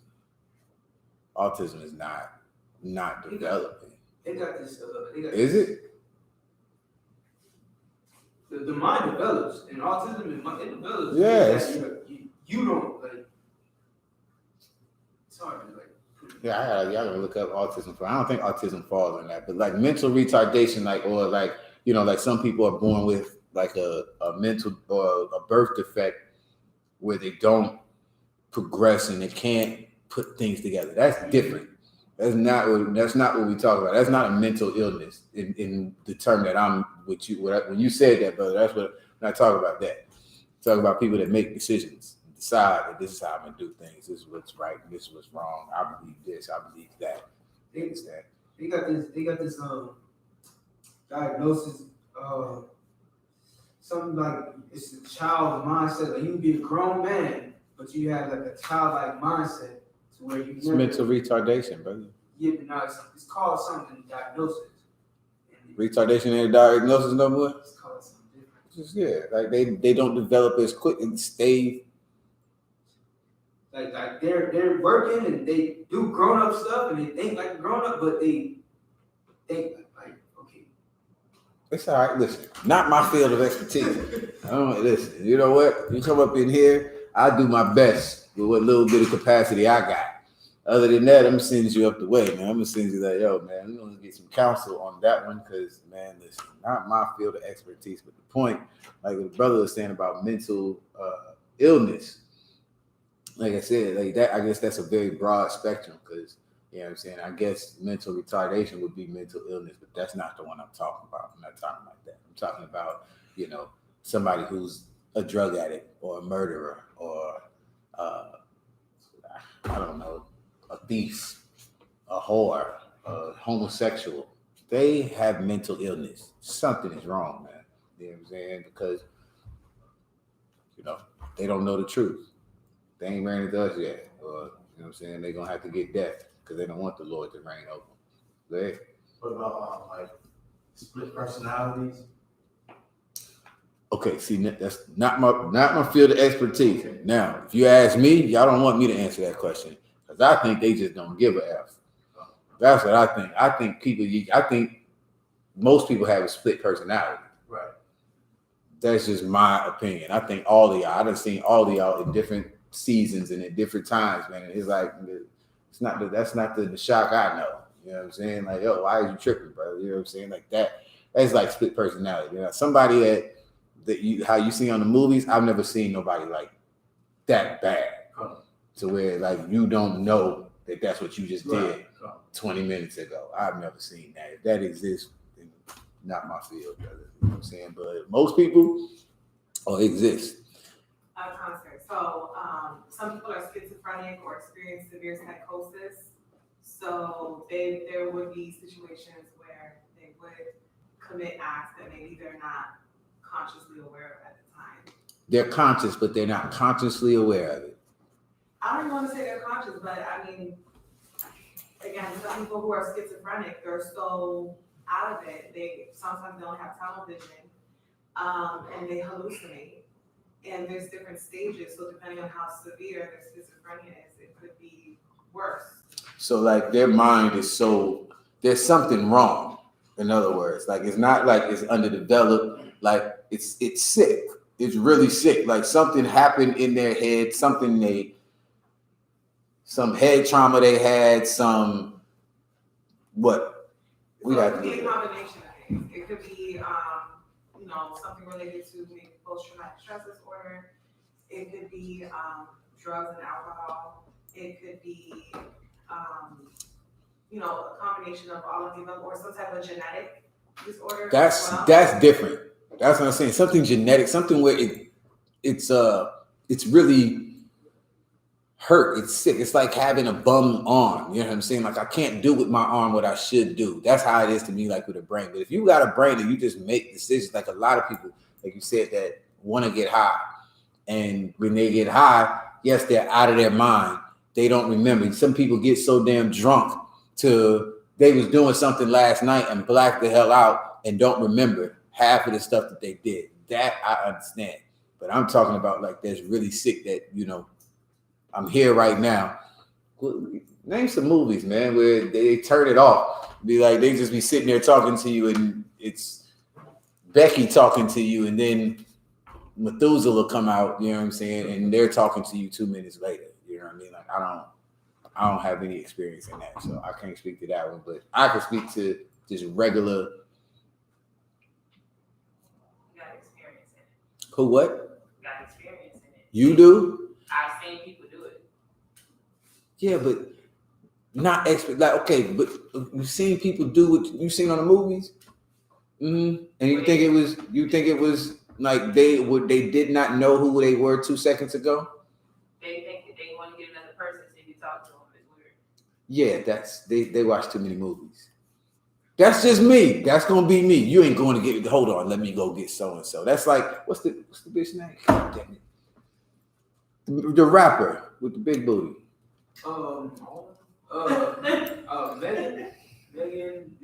Nikki. Yeah, her. But then she says the dude. What's the dude? One of her. Roman. They all do that. Beyonce has an alter ego. Yeah. But that's conscious. That's not subconscious. That is not you don't know what the hell just happened. Right. That's what I'm saying. Don't tell me that. Yeah, they doing it. I know what you're doing. I see what you're doing.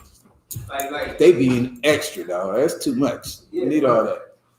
Yeah, you said like some movies. All I can think of was Fight Club and the guy with Tyler Durden. yeah, That was my movie. I watched that all the time, but that was my joint. Absolutely. You know what I'm saying? Now, if that's true, I can say that's a movie. This cat in the movie in Fight Club does not even know that this other dude exists. He completely blacks out. Now, I don't know if that's, like I say, not my area, but people that we deal with, I don't think y'all have ever seen the Tyler Durden. Otherwise, you wouldn't be sitting there chilling with him. That nigga would be locked up somewhere. You wouldn't be chilling. The people that you deal with, they don't care. They want attention. They want your time. They want your sympathies and all of that. I don't believe it. I just think you do too much. That's just me. Now, I could be wrong. Not my area. Anyway, I don't know how we got all the way over to there. The hell we at right now?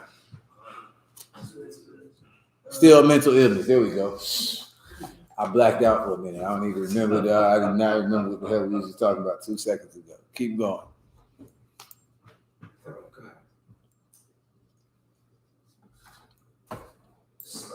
Yahweh, thou son of the Most High power. You're gonna have Mark chapter 5, verse 7. In the middle of verse 7. Mm-hmm. Yahweh, what have I to do with thee, Yahweh Shai, thou son of the most high power, I adjure thee by the power that thou torment me not. For he said unto him, come out of the man, thou unclean spirit. And he asked him, what is thy name? And he answered, saying, my name is Legion, for we are many. And he besought him. Oh, that's all he wanted.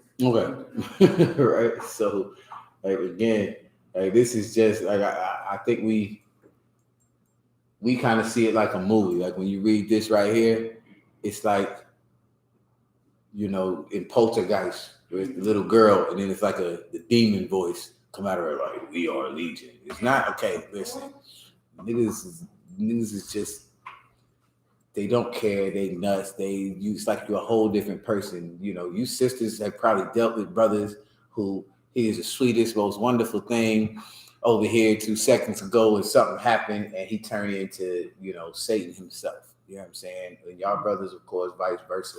You know what I'm saying? You was talking to the sweetest, loveliest thing on the earth, and 2 seconds later, she flipping the hell out like Zipporah. You know what I'm saying? Like, that's the whole point. Like, we all do that. We all have split personalities, and it's demons. Man. Those are demons. Some, like the brother said, some mental illness, which is, like I said, Christianity. These are the mental illnesses I'm talking about. Islam, Egyptology, women's lib, I'm my own God. Those are the mental illnesses that we would call demons. A real illness, a real sickness, mental retardation, an underdeveloped brain, some, I don't know, head trauma. That to me is something the Lord is going to have, you know what I mean? Like, he's going to have to give that back to him. You know what I'm saying? A brother, the sisters brought up PTSD. PTSD is not that to me. It's not mental retardation. They just been through some trauma. A person being a homosexual or a lesbian, they've been through some trauma. Somebody who hates this and that and the third or whatever, they just been through some trauma, and it takes a hell of a spirit to be able to fight back from all of those things that you've seen, all of those things that you've been experiencing, you know, around. And it takes this brotherhood. It takes counsel. It takes all of those things in order to fight, you know, those demons. You know what I'm saying? But the other ones, those ain't demons. The ones, you know, the sicknesses, that ain't a demon. You know what I'm saying? The demon is telling you to do something against the Most High, nigga. And you can understand the difference between right and wrong. You got illness, brother. You know what I'm saying? You had something to say? I was shots responding, and he was saying anxiety disorder, PTSD, or dementia. Anxiety, again, same thing. Just you, brother. You're anxious, you're scared, you're worried about every damn thing. It's because you've been through something. You know what I'm saying? You can learn how to deal with that. Like the brother just brought up about kids, and kids grow up, but you'll have an adult that thinks like a kid.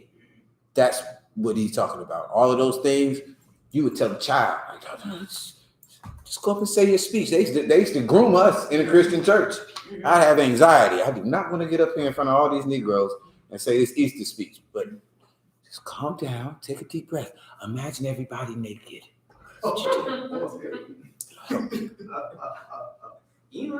I know it ain't. Home of the truth. It's a mental thing, brother. It's something in your head, and how you process it and how you deal with it is a whole nother thing. Like I said, people come in here, you might have to take medication in order to be able to calm down, so I can teach you how to do that.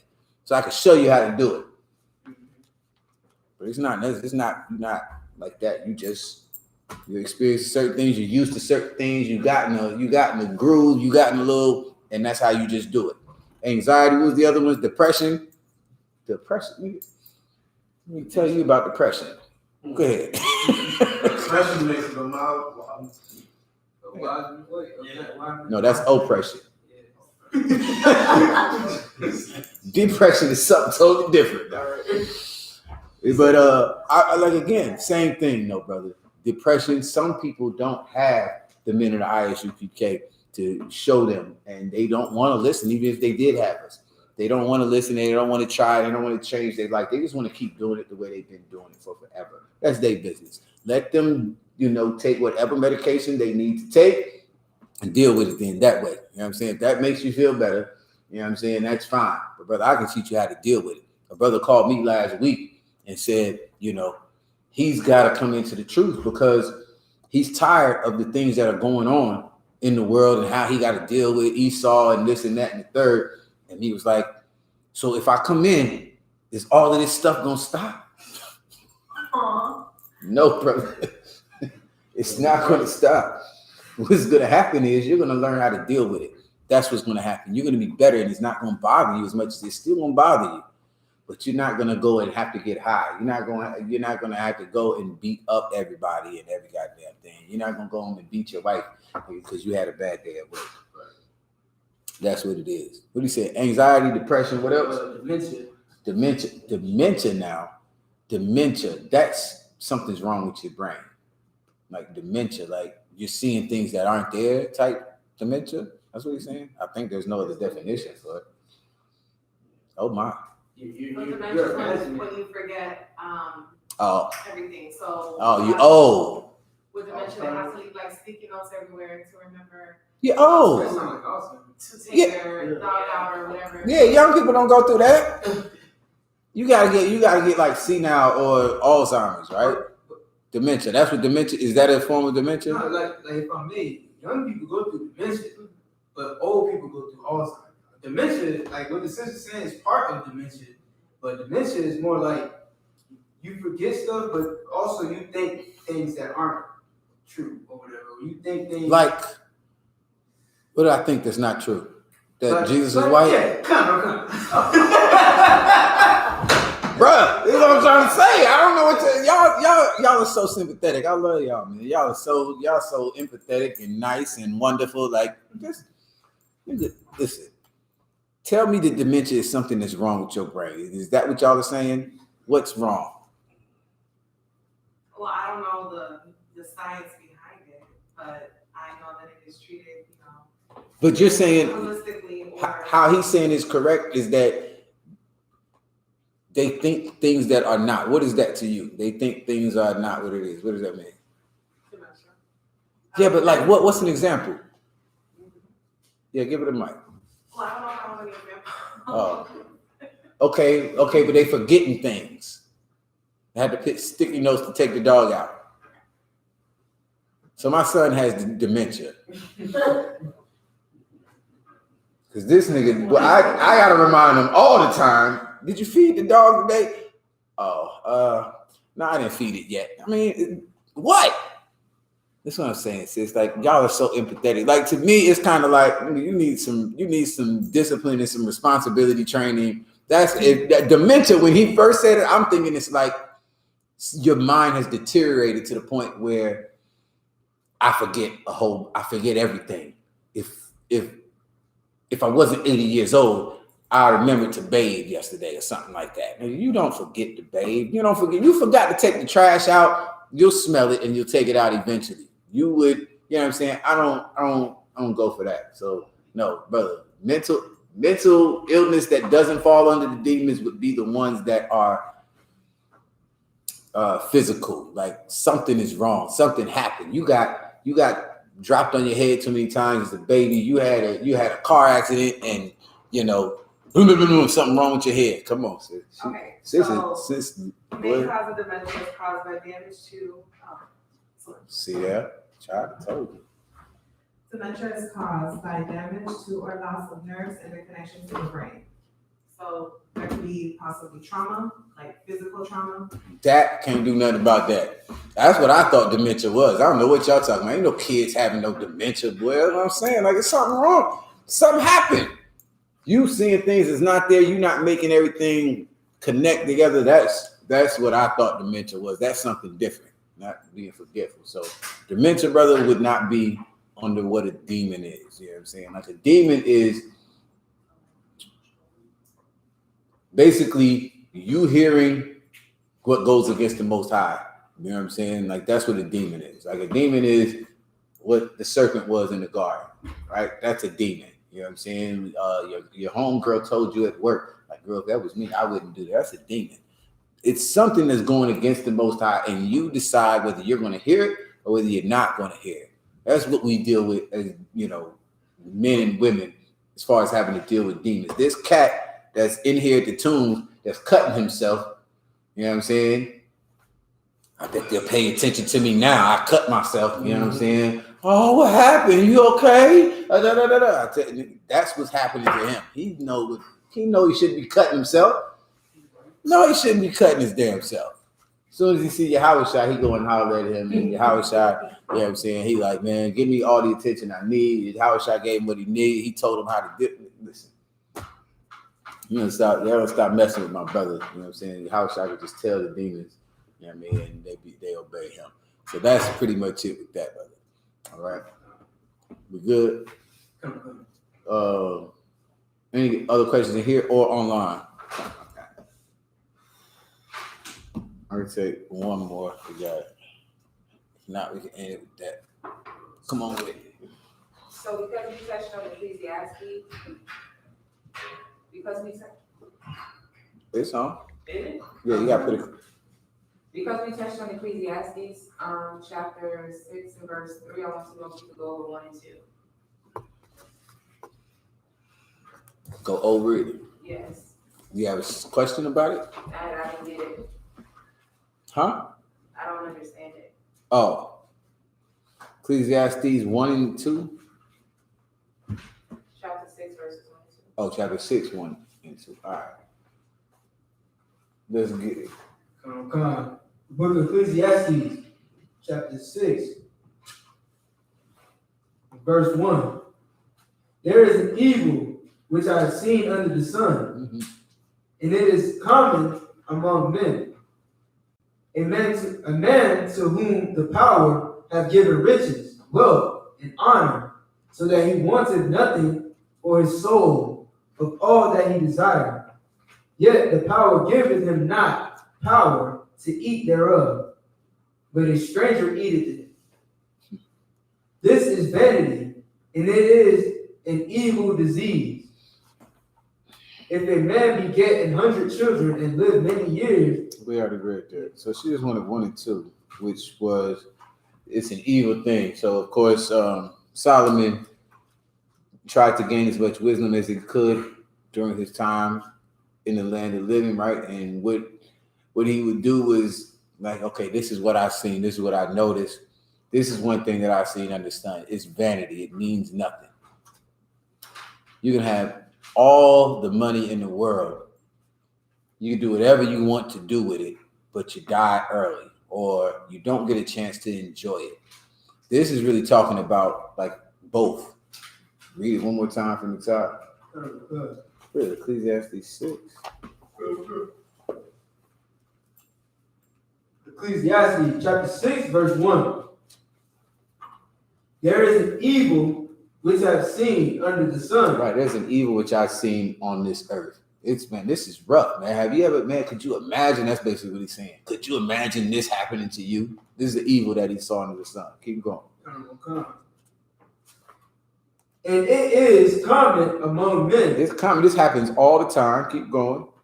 A man to whom the power have given riches, wealth, and honor, so that he wanted nothing for his soul of all that he desired. Yet the power giveth him not power to eat thereof, but a stranger eateth it. Right, man, like a stranger eateth it, man. Like, oh man, good grief. You've seen this a bunch of times over the course of history, but could you just imagine, like, you got everything you want, and, you know, I don't know, somebody conquer you. Somebody takes you to jail. Somebody hits you for tax evasion. Somebody kills you. Probably the most common. You know what I'm saying? Like, he got everything he wants, and somebody come in at night and rob him, try to rob him, want to get everything that he had, and now they eat it up. That's all they're saying. Like, he has everything, but the Lord didn't give him the power to hold on to it. Like, he had everything that he wanted, whatever he wanted to do, but the Lord didn't let him live long. The Lord didn't let him have it long. Somebody else ended up taking it. You know what I'm saying? It happens to all of Israel, man. You know what I'm saying? Like the Lord gave us everything that we wanted. You know what I mean? Give me the precept, man. We had it but a short time, and now the other people eat it up. Like this is us. This is like us as a nation. We like that man who had everything that we a land flowing with milk and honey, and then somebody else came and took our land and they ate it up. Took everything that we had, and now it's theirs. Now they call themselves Israelis, and they are the, you know, this and that and the third, whatever. So it's a horrible thing, man. Like this is like a prophecy of what was gonna happen to Israel. You know what I'm saying? But we see it all the time. All right. Who got it? Nobody? Salaki, sir. Is it in 1 Kings? We have had it but a short time. I don't think so. What does it say? I thought it was in the New Testament.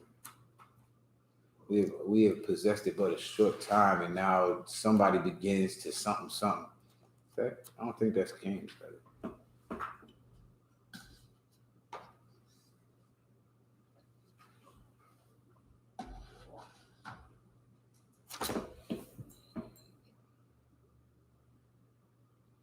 I know the word. I know the words I be giving y'all. Right? I mean, it be close though, but yeah. Revelation, I got something in Revelation. That sounds better, to be honest. The book of Revelation, chapter 12 and verse 12. Therefore rejoice, ye heavens, and ye that dwell in them.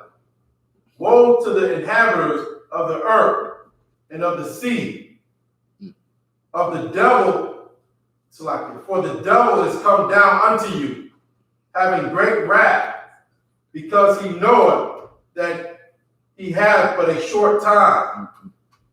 No, that's not it, brother.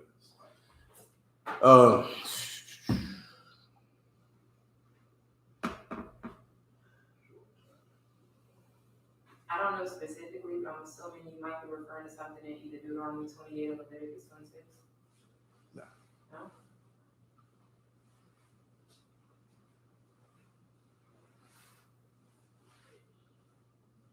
People of the Lord possessed it but a short time is what I'm putting in right now. I'm pretty sure that's how I say it. And the people you ever regarded to be as nothing begin to reign over us or something like that.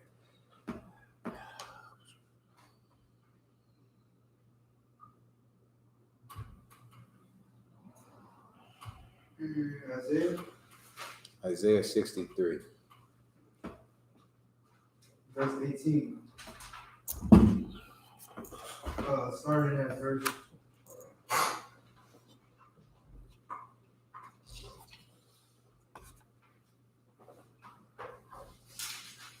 I guess 17.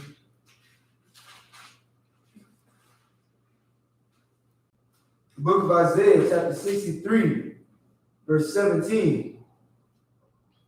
O Yahweh, why hast thou made us to err from thy ways, and harden our heart from thy fear? That's a good scripture right here, man.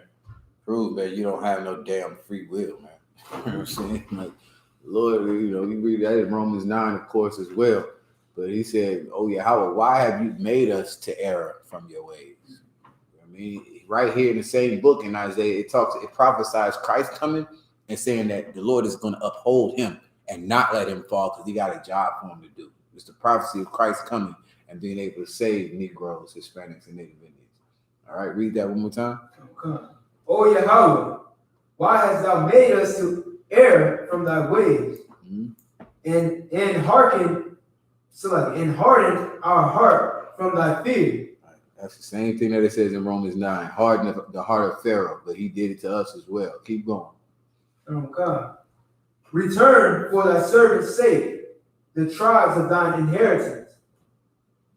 The people of thy holiness have possessed it but a little while. Our adversaries have trodden down thy sanctuary. We are thine. Thou never bearest rule over them. They were not called by thy name. Right, man. The people of thy holiness have possessed it but a little while now. I said short time, Salakia. But the people of that, like people who the Lord gave it to, we only had it for a short time. Now everybody else got it. These crackers is over there in our land right now. The white man rules the entire earth. Blacks, Hispanics, and Native Indians, we had it for a short time. This is exactly what we just read in Ecclesiastes, right? Like it said, man, have you ever seen something like this, man? There's an evil that I've seen on this earth where a man who had everything that he could possibly want, but he never got to enjoy it. The Lord never gave him the ability or the authority and the ability, the power. I think that's the word he used, the power to enjoy it. And now somebody else is eating it up. That's us. You know what I'm saying? That's exactly what happened to Blacks, Hispanics, and Native Indians, man, which is why we come into the truth, why we change our life, why we raise these babies and these women and these brothers to do what it is that, you know, the Most High had for us to do, because we only had it for a little while, man. The people of your inheritance had it for a little while. Our adversaries, our enemies, in other words, have trodden down thy sanctuary, man. They got a whole mosque over where, you know, the temple that Solomon built in Chronicles, where it stands. You know what I'm saying? That's this whole conflict in Israel right now is happening right there because of something that happened in there. You know what I'm saying? And listen, they've tried it down. They've made it nothing. It looks disgusting in Israel. You ever seen pictures like, you know what I mean? Like Israel, like I always expected it to be something glorious, like it shines when you see it or whatever. It's always dusty and ugly and looks ridiculous, man. Like, bruh, it's horrible, man. You know what I'm saying? They have tried down the sanctuary of the Most High.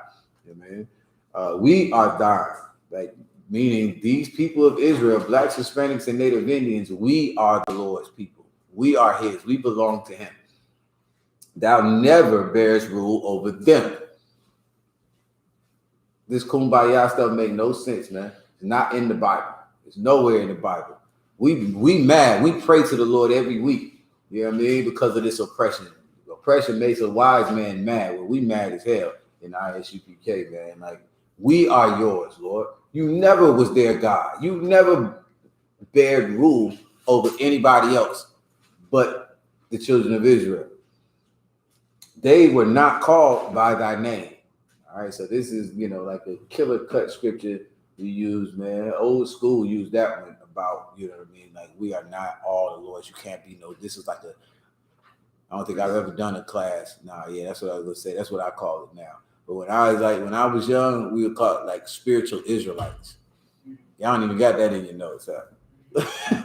Back in the day, there was people that called themselves spiritual. We're spiritual Israelites. Christians, spiritual Israelites. There's no such thing.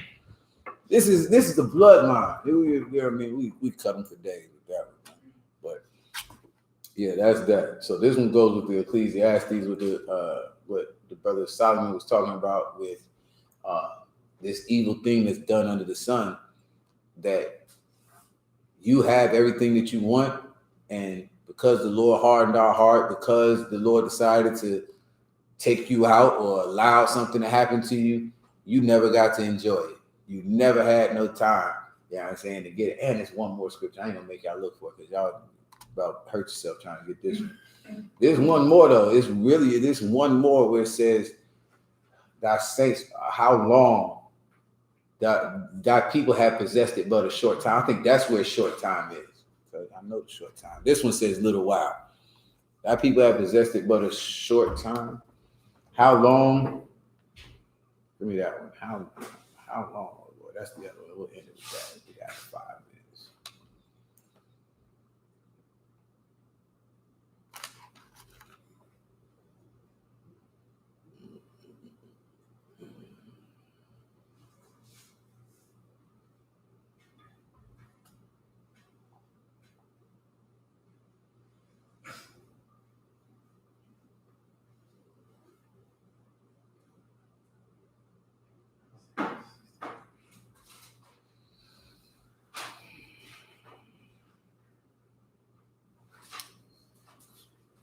You can go to Psalms 13. Seems like it's not there.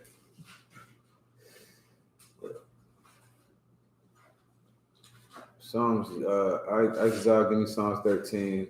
Who else got the mic? Isaiah, give me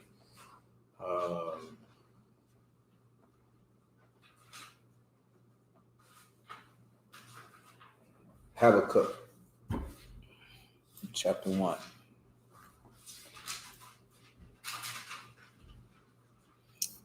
Isaiah, you got it. The book of Psalms, chapter 13, verse 1. How long wilt thou forget me, O power? Forever. How long That's the question, bro.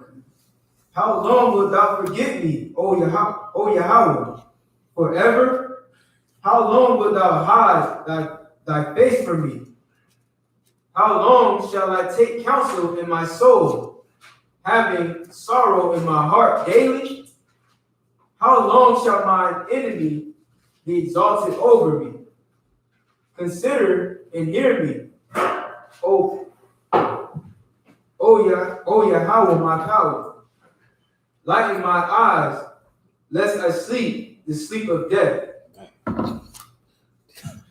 Big one, the upper room, man. Okay, so what David is saying, right, is I'm trying to get there. So like,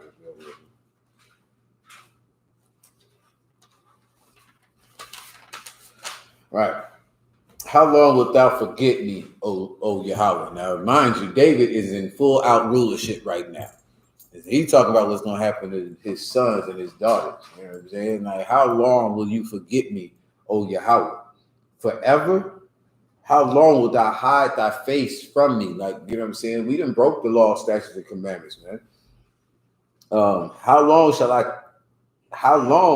shall I take counsel in my soul, having sorrow in my heart daily? How long shall my enemy be exalted over me? You know what I'm saying? That's what it was talking about in Ecclesiastes, where it said, man, you had it but a short time, but your enemies are eating it up now. You know what I'm saying? In Isaiah, it said they tried it down to nothing, basically. Consider and hear me, O Yahweh, my power. Lighten my eyes, lest I sleep the sleep of death. Like, man, let blacks, Hispanics, and Native Indians wake the hell up. That's what that lighten my eyes. And David is saying, he's not talking about for himself. He's talking about for us as a people. When he says lighten my eyes, David is in a wonderful spot. He's got servants and giraffes. No, I think that was Solomon. That's his son. Solomon had his joint looked like Neverland times 1,000, man. Like, he had elephants and lions and giraffes running around the palace and stuff. You know what I'm saying? David, his father, same thing, except for he didn't like animals as much. You know what I'm saying? But he's saying lighten his eyes because he's talking for Israelites, for blacks, Hispanics, and Native Indians who were going to be in ghettos, barrios, and reservations, who were going to be locked up in prison, who were going to be high as they could be, have dementia and anxiety and all of these different things, man. Like, lighten my eyes. Let there be a beacon, something that I can see, that I know that this is right. This is the truth. That crazy nigga that we just read about, man, he saw Yahweh shine, man. It was like, nigga, I got to holler at you. You know what I'm saying? We brothers now, they come into the truth for the same reason. They can see that there's something, you know what I'm saying, that's right about what these cats is doing. That's what David is saying, man. Like, let these brothers and sisters wake up. Let them see what the truth is, where the truth is, you know what I'm saying, so that they don't have to sleep the sleep of death. Meaning, so you don't have to get killed in a drive-by shooting. So you ain't got to die from no overdose. You ain't got to die because you got dementia and you got jammed up and whatever. That's the point. You want to wake the hell up, come into the truth, so that when you die, you know you're going to live again and you're going to rise again in power. You know what I'm saying? What verse? Verse 4. Lest mine enemies say, I have prevailed against him, and those that trouble me rejoice when I am moved. But I have trusted in thy mercy. My heart shall rejoice in thy salvation. I will sing unto the Most High, because he hath dealt bountifully with me. You know what I'm saying? So that's what we trying to get, man. We trying to, be able to get a chance where we can actually get back to singing. I know y'all sisters can sing, man. I know y'all, y'all love to dance. Just don't do it on the pole. You know what I'm saying? When the Most High give us this kingdom back, dance all you want to, man. Sing all you want to. I don't know what the hell you dancing, and you guys got to go back to the ghetto when you leave the club. What the hell is you dancing for? You know what I'm saying? Like, Wake the hell up. You know what I'm saying? Come back to these laws, statutes, and commandments. That's the whole point. You got the other one that, what did it say? Habakkuk. Oh, yeah. Okay, so you don't know what it say yet. Nah. Damn, I don't know where it is, man. Like, how long shall they reign? Because this is not the how long that I wanted. This is, that's saints. Isaiah 63 was good. Let's see what this one is. Go ahead. The book of Habakkuk, chapter 1 and verse 1. The burden which Habakkuk the prophet did see. O Most High, how long shall I cry, and thou wilt not hear? Even cry out unto thee of violence, and thou wilt not save. Like, niggas is like, man, these police officers are killing us every day. We marching, we begging, we praying in the church and everything. The Lord ain't hearing you in that Christian church, man. Because you just as wicked as your oppressor. You know what I'm saying? You follow everything that he tell you to do. You know what I'm saying? The Lord is not. This is what's happening to us. Keep going. Oh God. It's a damn burden. Go ahead. Why doest thou show me iniquity, and cause me to be long, Salaka, and cause me to behold grievance? For spoil and violence are before me, and there are that raise up strife and contention. And there are that, and there are what? And there are that raise up strife and contention. Right. What does that mean? Okay. So there are people that raise up. That's what it's saying. So there are people out here that are just making it hard. You know what I'm saying? They trying to start some stuff. You know what I'm saying? That's what it is. Like all Blacks, Hispanics, and Native Indians see is iniquity. All we see is our kids, our sons grow up watching drug dealers, watching pimps, watching whores, watching everything you can imagine. That's all we know. We ain't the worst people on the earth. Our oppressor is. But we get that label because that's all we get to see. Their kids never even see it, and they still end up the biggest drug dealers, the biggest murderers on the face of the planet. They ain't never seen what we seen. They ain't seen dead bodies overdosed on the street. They ain't seen it. We see it, and nobody cares. So this is the prophet asking, like, Lord, how long? How long we got to go through this, man? Like, we supposed to be the people that were ever reputed as nothing. Give me that one, Isaac. I think that's where it's at. I got a bunch of them just hitting me. Oh, you already got it? Oh, go ahead. Let the brother finish. Why you can't do that? I'm moving ahead, brother. I'm moving fast. The book of Habakkuk, chapter 1 and verse 4. Therefore the law is slack, and judgment doth never go forth. Somebody break it down, man. That's cold right there, man. Therefore the law is slack. Where we at? Therefore the law is slack, and judgment doth never go forth. Then listen, man. You can't get no justice, man. That's no justice, no peace, man. The law is slack, man. A murderer can kill your son and get away with it, man. Judgment does not go forth. Did this cat get sentenced yet? The George Floyd that they convicted, he ain't get sentenced yet? Yeah. They real slick with it, ain't it? How long it take you? Call them back in the court. They could have did that the next day. You know why? They gonna let your dumb high ass forget about it. They gonna sentence them after y'all forgot all about it, man. You ain't even gonna hear about it. It ain't gonna be on the news. You ain't hear nothing about it, bro. Bro, he just 2 weeks. 2 weeks. So that's what it's talking about, man. The law is slack, man, and judgment does not go forth, man. You know what I'm saying? Because we done broke all the laws. We done pissed it. The Lord is not bringing nothing. He sees what's happening, you know what I'm saying, what's happening to our people, the conditions we're in, but he really don't see it. Like, you know what I mean? Like, he's not paying attention to it. You know what I'm saying? Verse 4, therefore the law is slack, and judgment doth never go forth. For the wicked doth compass about the righteous. Therefore wrong judgment proceedeth, man. Like the oppressor is over you. And so you don't get to make no decisions. If it was up to you, well, not to you Christians, but to you men of the Lord, hell, Chauvin would be, hanged by the gallows immediately on whatever the main street is out there in Minnesota. I believe that's where the brother was at. You know what I'm saying?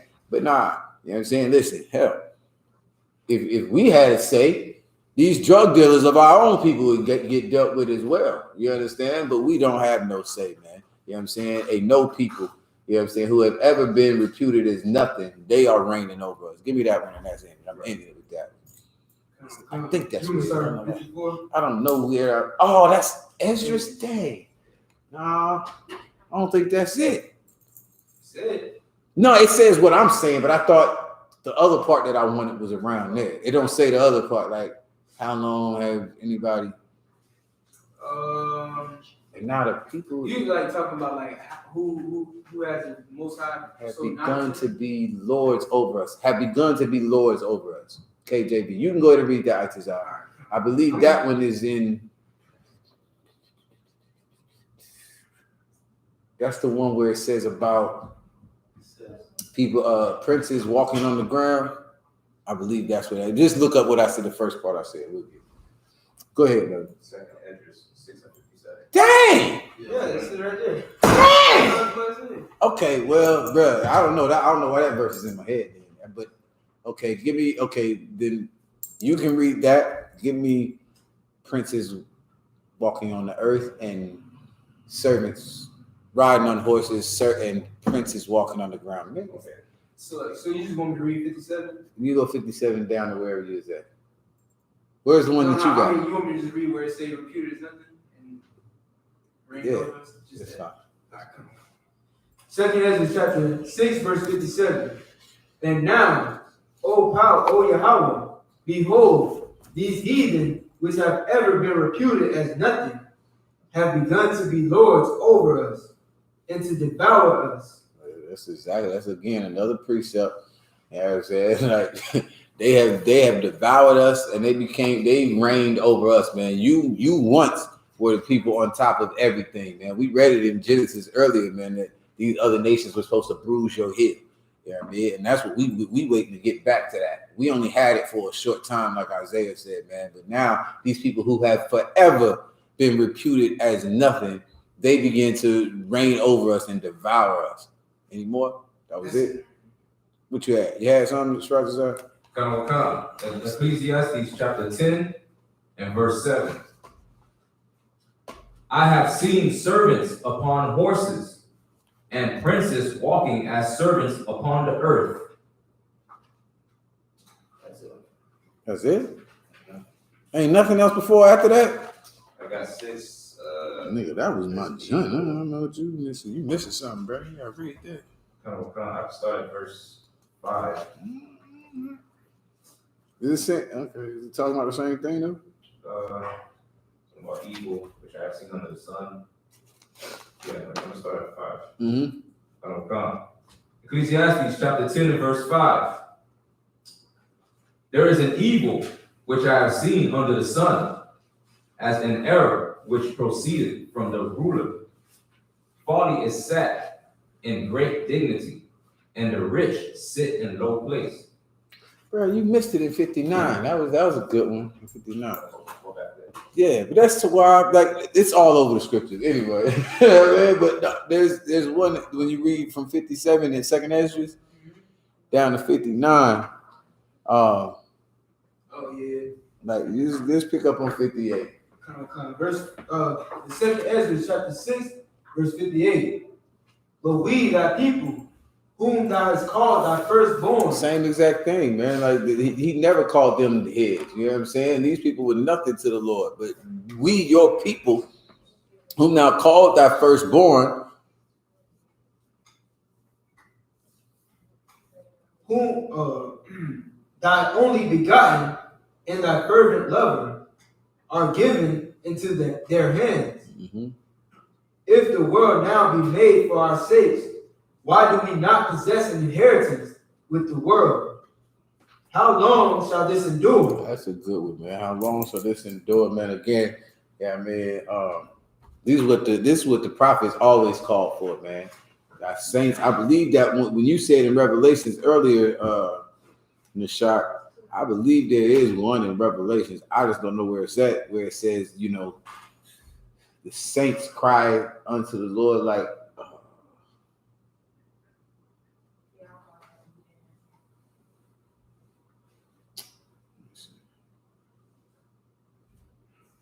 see if I can find it off them words. Revelation 6 and verse 10. We'll end it with that. For real this time. There's a bunch of them, man. It's all over here.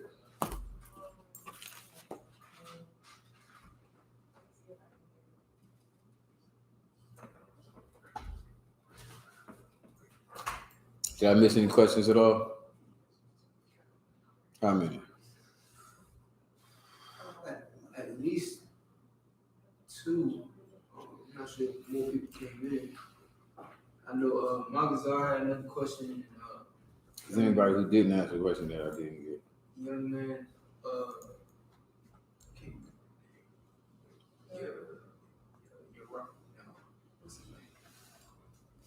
You got 6 and 10. Go ahead. Book of Revelation, chapter 6 and verse 10.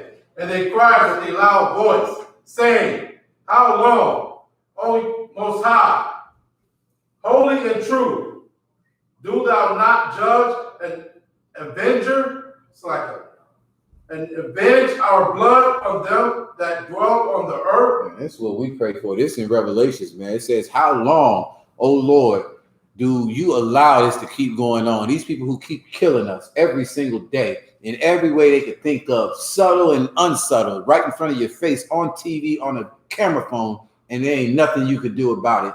How long are you going to let this go on? Nobody's standing up for Blacks, Hispanics, and Native Indians except for the men in the I.S.U.P.K.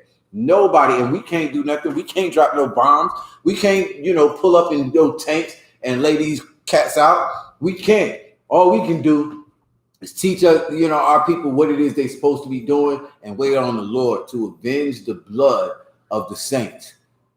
Keep going. Come. Verse 11. And white robes were given unto every one of them. And it was said unto them that they should rest yet for a little season until their fellow servants also and their brethren that should be killed as they were should be fulfilled. And I beheld when he had opened the sixth seal, and lo, there was a great earthquake, and the sun became black as sackcloth of hair, and the moon became as blood, and the stars of the heaven fell unto the earth, even as fig trees cast their untimely figs, when she has shaken of a mighty wind. Okay, so I think you can stop there. I still ain't seen it. I thought it would be there, man. But anyway, I'll find it by next week. That's a good one too, man. Like the saints have been crying, man, unto the Lord. How long are you gonna let this go on? You know what I'm saying? Like we only had it for a short time, and we had everything we needed, and the Lord took it from us, either by death, by drug addiction, by suicide, by a ton of different things that happen in the Black, Hispanic, and Native American Indian community because of our lack of knowledge and because of the lack of our faith. You know what I'm saying? What we should be doing and what we shouldn't be doing. So I take who else we got? Yeah, somebody that didn't answer the question. Young man, Isupk and Kanak. Watch. The young man asked. So, like, sir, my question is that. Oh wait, Go quickly, brother. All right, let me get Kanaks real quick. So, like, sir, will the Israelites that gave Yahawashi up to die, will they be punished for that? Could not. I don't want you to take offense to this, brother. I mean, I'm gonna ask you a simple question. Are you afraid that you're going to be punished for that? He said the Jews that gave Christ up to be crucified, will they be punished for that? Well, I need to understand why he's asking that question. Listen, will you be punished for, you know, sleeping with your homeboy's girlfriend or his wife? Will you be punished for all the whores that you popped? Will you be punished for, you know, all the abortions that you had? He answered. Oh, you answered. What's the answer, brother? Con, I don't want con. How are you going to get punished? You already being punished. Yeah, you're already being punished now. You're being punished right now for all the stuff that you did right now. I know you love America and, you know, pork chops and Christmas. I know you love it. It is a wonderful thing and exciting. It's punishment, brother. And that's the mercy of the Most High, brother. That's the only thing I can tell you, man. Because, nigga, listen, you better be glad. You know what I mean? Like, it's not going down how it was when Levi was running. Levi would come straight through, chopping heads, man. Stoning you, just bring you out in front of everybody, your kids and everybody, just watching your head just get thumped with rocks until your brain splatter all over the dust. You understand? Like, that's justice. That's real justice, man. Like the scripture we just read, the law is slacked and judgment does not go forth, because that's what you should get. Those people should have. Christ got killed in front of everybody, man. They hung him up with big stakes that they hammered through his hands onto a piece of sand and just let him hang there until he bled the hell out. And nigga stood there and watched it, just watching until he just stopped breathing. Nigga, we deserve worse, okay, than your abusive husband and your loudmouth woman and your disobedient drug addict children. You deserve worse. I would say, or the Lord would say, not me, but I'm just saying. So, yes, brother, those brothers get punished, but I just wanted to know why he was asking the question. I tried to be as general in case he didn't get back in time. If he didn't have an answer in right now, I'm going to leave it at that. I'll just leave it at that where, you know, this brother. What else? What else do you expect? Of course, we're all being punished. It was probably me and you there. Me and you was probably there. It's probably us. They said, man, now crucify him. We in the truth. Crucify that nigga. I'm trying to see a nigga with a knee in his neck. Yeah, right? Because that's what I was when you saying that. Look! I don't think he breathing. Yeah. When you said that, That's niggas. first thing I thought about was like George Floyd. He got crucified out there on the road, and we just watched. And just sat there and watched. We do it all the time. Well, Remember that what was that YouTube channel or page where they always do a fight on the jump? Oh man, backyard. World Star. World Star. Got him. Sarkeesian don't hit him. No. Woo! That's us. We love carnage and wrecking it, man. Yeah, I mean, listen, man. I was looking over here at the sister, man. She made me think of bullfight. Just now. Because, man, so-called Hispanic tribes, they look. Oh, this nigga here too, yeah. Oh, you talking about holding it. yeah. And then the bull go, he don't even attack. Yeah, you don't want to see that. You don't want to see him miss. You want to see that nigga get popped one time. Like, oh, got it, man. Or rodeo. You know what I'm saying? Black people, nigga, that's us. You know, white people didn't try to take that over too. You love to see a cat get bumped off that bronco and get stopped 3 or 4 times. You tell me you don't want to see that. Boom. That's us, man. We love carnage. You know what I'm saying? Can't wait to see it. And we deserve hell, boy. We deserve the ghetto. You want to see your brother or your sister get beat up. You're mentally ill, brother. You have some serious issues that need to be resolved. And that's what we're here for. We've been here since 1969 for just that occasion. You had one more?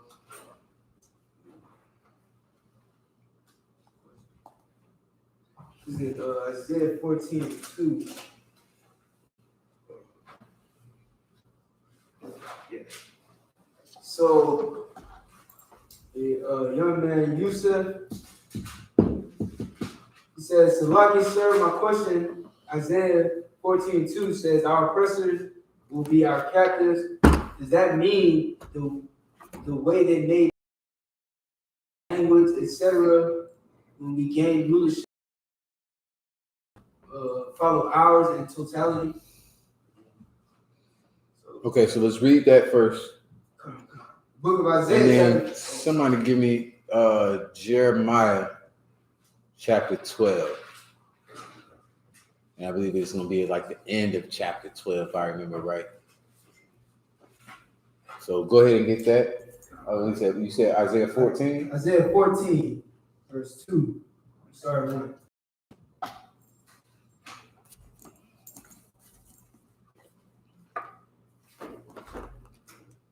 Isaiah chapter 14, verse 1. For the Most High will have mercy on Jacob, and will yet choose Israel, and set them in their own land. And the strangers shall be joined with them, and they shall flee to the house of Jacob. Mm-hmm. And the shall take them, and bring them to their place. And the house of Israel shall possess them in the land of the Most High for servants and handmaids. And they shall take them captives, whose captives they were, and they shall rule over their oppressors. Man, listen, man, this is like one of the greatest scriptures to me in the Bible. And I know I got like a bunch of them, but you be forgetting like the old school, you know what I'm saying? Like, this is like a classic, man. Like, you know, like 3 Bears or something, man. Like, this is it, man. You come back to this one, you like, damn, that's it, man. Like, you're gonna possess your oppressors.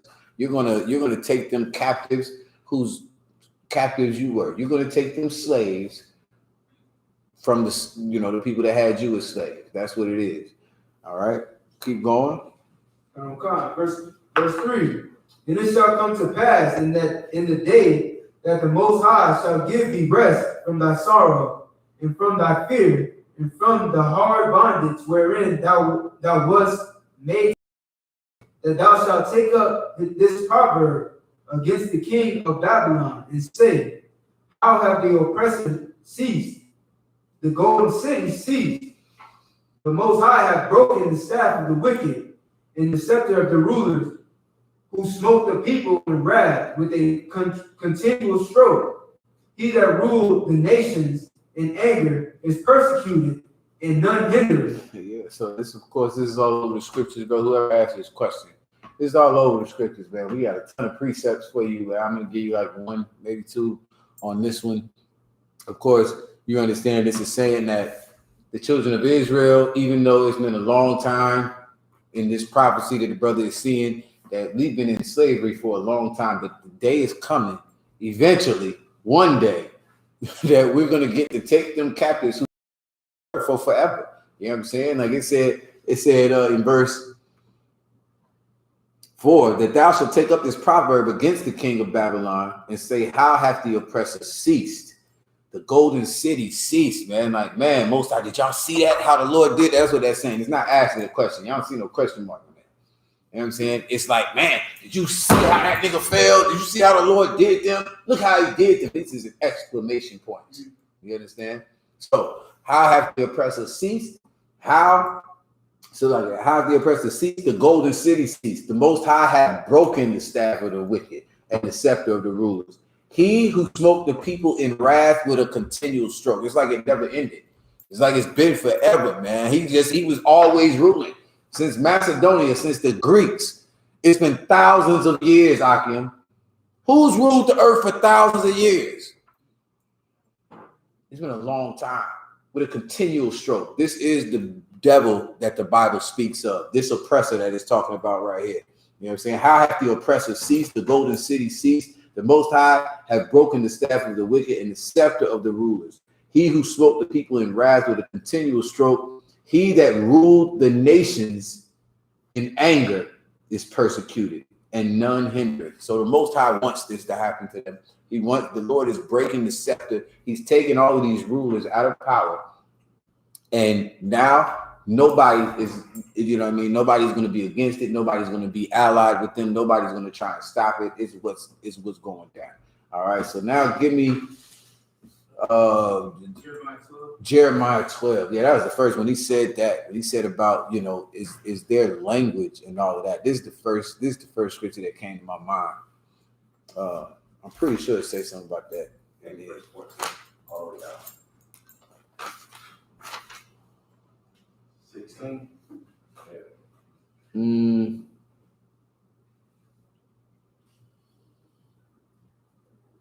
Two. Yeah, you gotta give me 14, brother.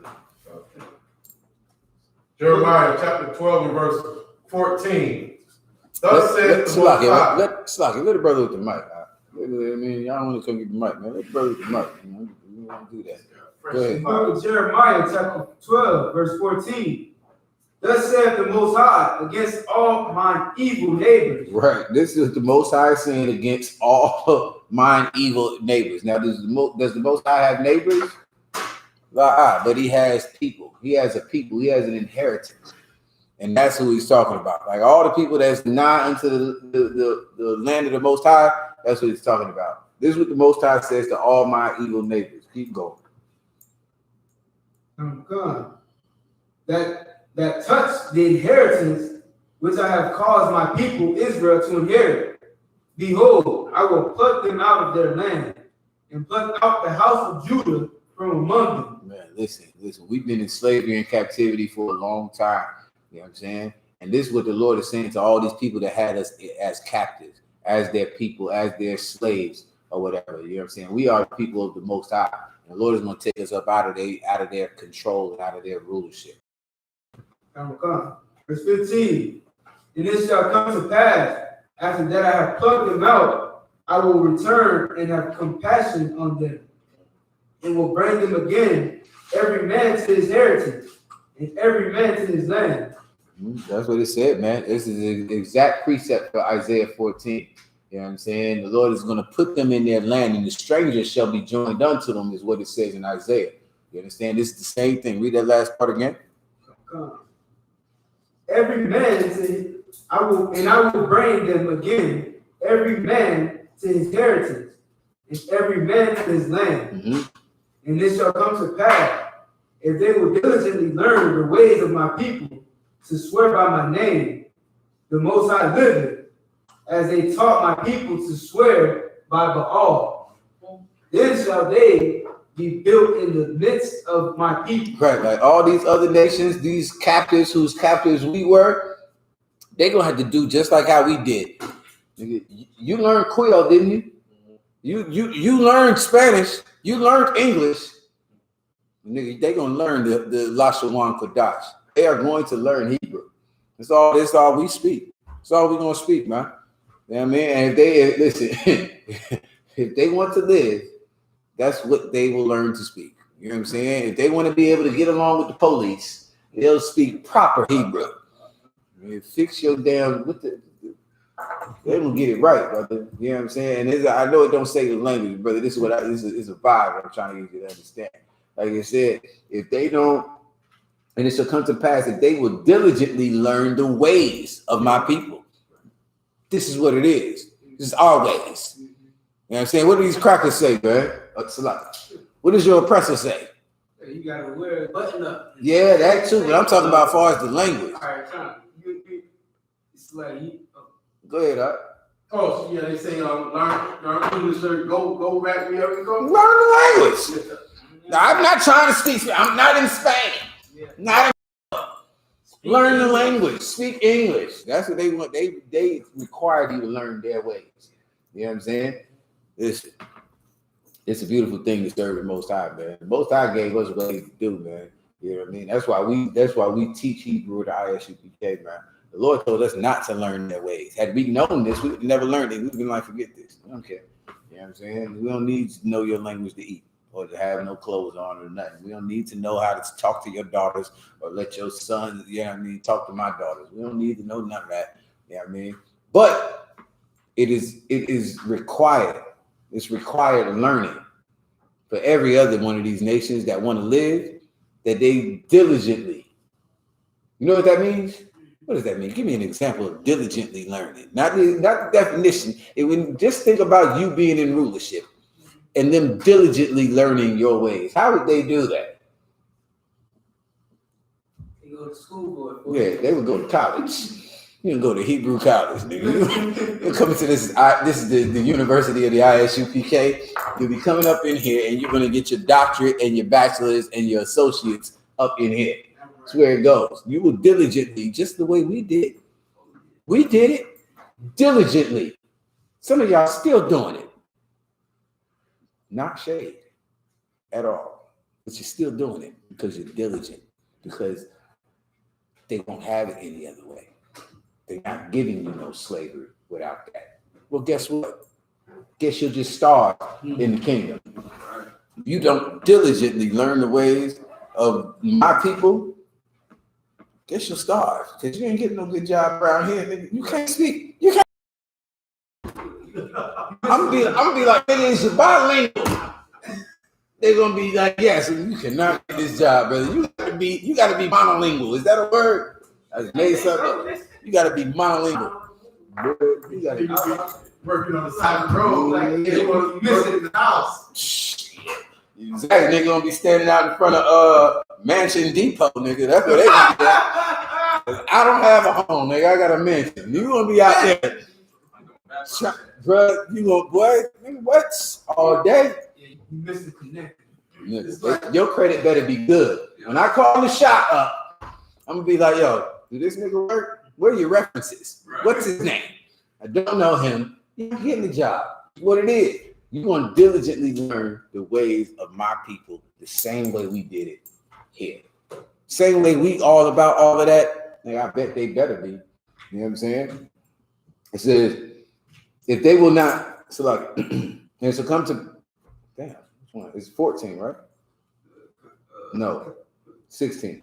I'm in verse 16. And it shall come to pass if they will diligently learn the ways of my people to swear by my name, the Most High liveth, as they taught my people to swear by Baal, then shall they be built in the midst of my people.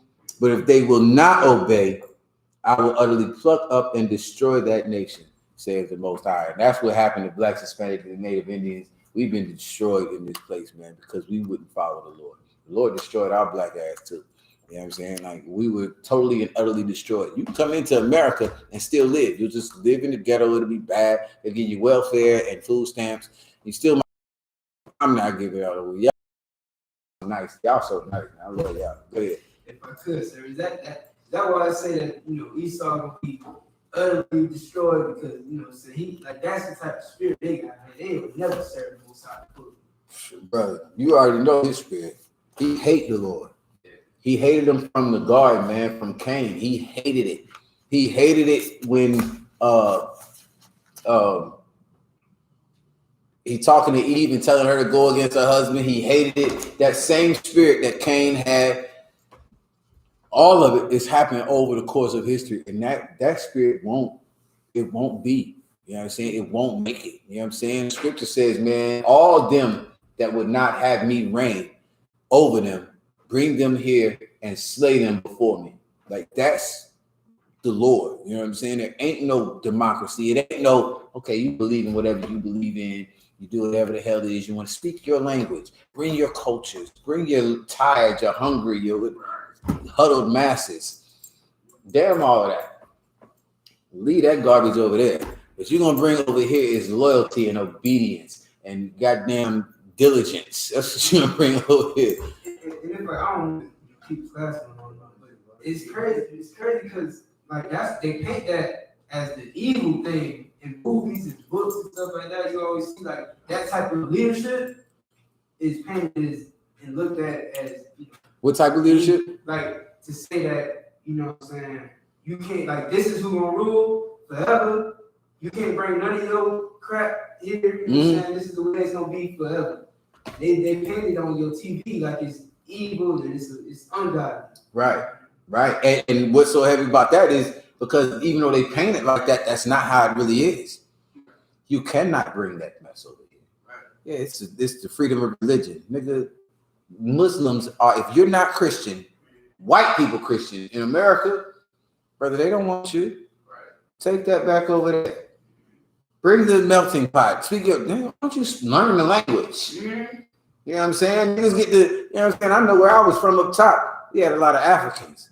Well, it was nothing worse than African cooking.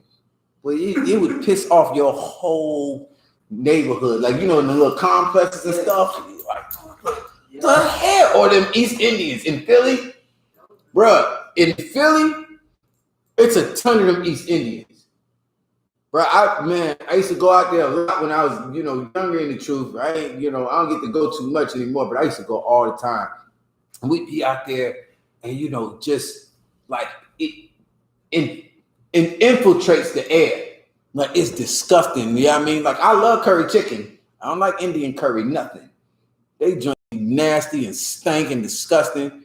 Listen, you don't have to cook like how we cook here. You know what I'm saying? Get you some gad seasoning. What they call it? Gad dust. Give me that gad dust. That's what you're gonna be using. You're gonna be using. The niggas will probably bring Lowry's into the kingdom. You use some Lowry and some gad dust. That's all you get, bro. Something black. Use that. You know what I'm saying? You don't have to have some adobo or something, nigga. Stop playing. Some Old Bay seasoning. You know what I'm saying? Otherwise, bro, if you don't diligently get down with us, you're not gonna make it, man. So yes, brother, to answer your question, they're gonna have to learn to speak the language. They have to do whatever it is you tell them to do. And that's why I said ain't gonna be no welfare in my zone. Because I pray that Yahweh shall give me damn countries, not one. I want countries, a couple countries. So if I ain't none of that going on. Y'all can do what y'all want to in y'all countries. Mine, none of that. No welfare, no nothing. Pull yourself up by your bootstraps out. That's what they gonna have to do around me. You know what I mean? There's nothing else other than that. Now, the good slaves that I got, I give them a little welfare. They get welfare. These niggas will not be rich. There will be no white Oprahs. There will be none of that. There will be nobody in my military. Won't be no white Colin Powells or Chinese Colin Powells. Won't be none of that. What you can do is learn this language, learn how to serve, the mother of all living. You understand? Learn how to serve these brothers, you know what I'm saying, who have, hazarded their lives for the lives of their people and the people of the Lord. And that's about all the hell you get. That's it. In time of Christ. With that, we in the class tomorrow. Get with y'all Wednesday. We got Wednesday on. We got to give it to somebody else. If not before I get with y'all Monday. All right, shalom. Love.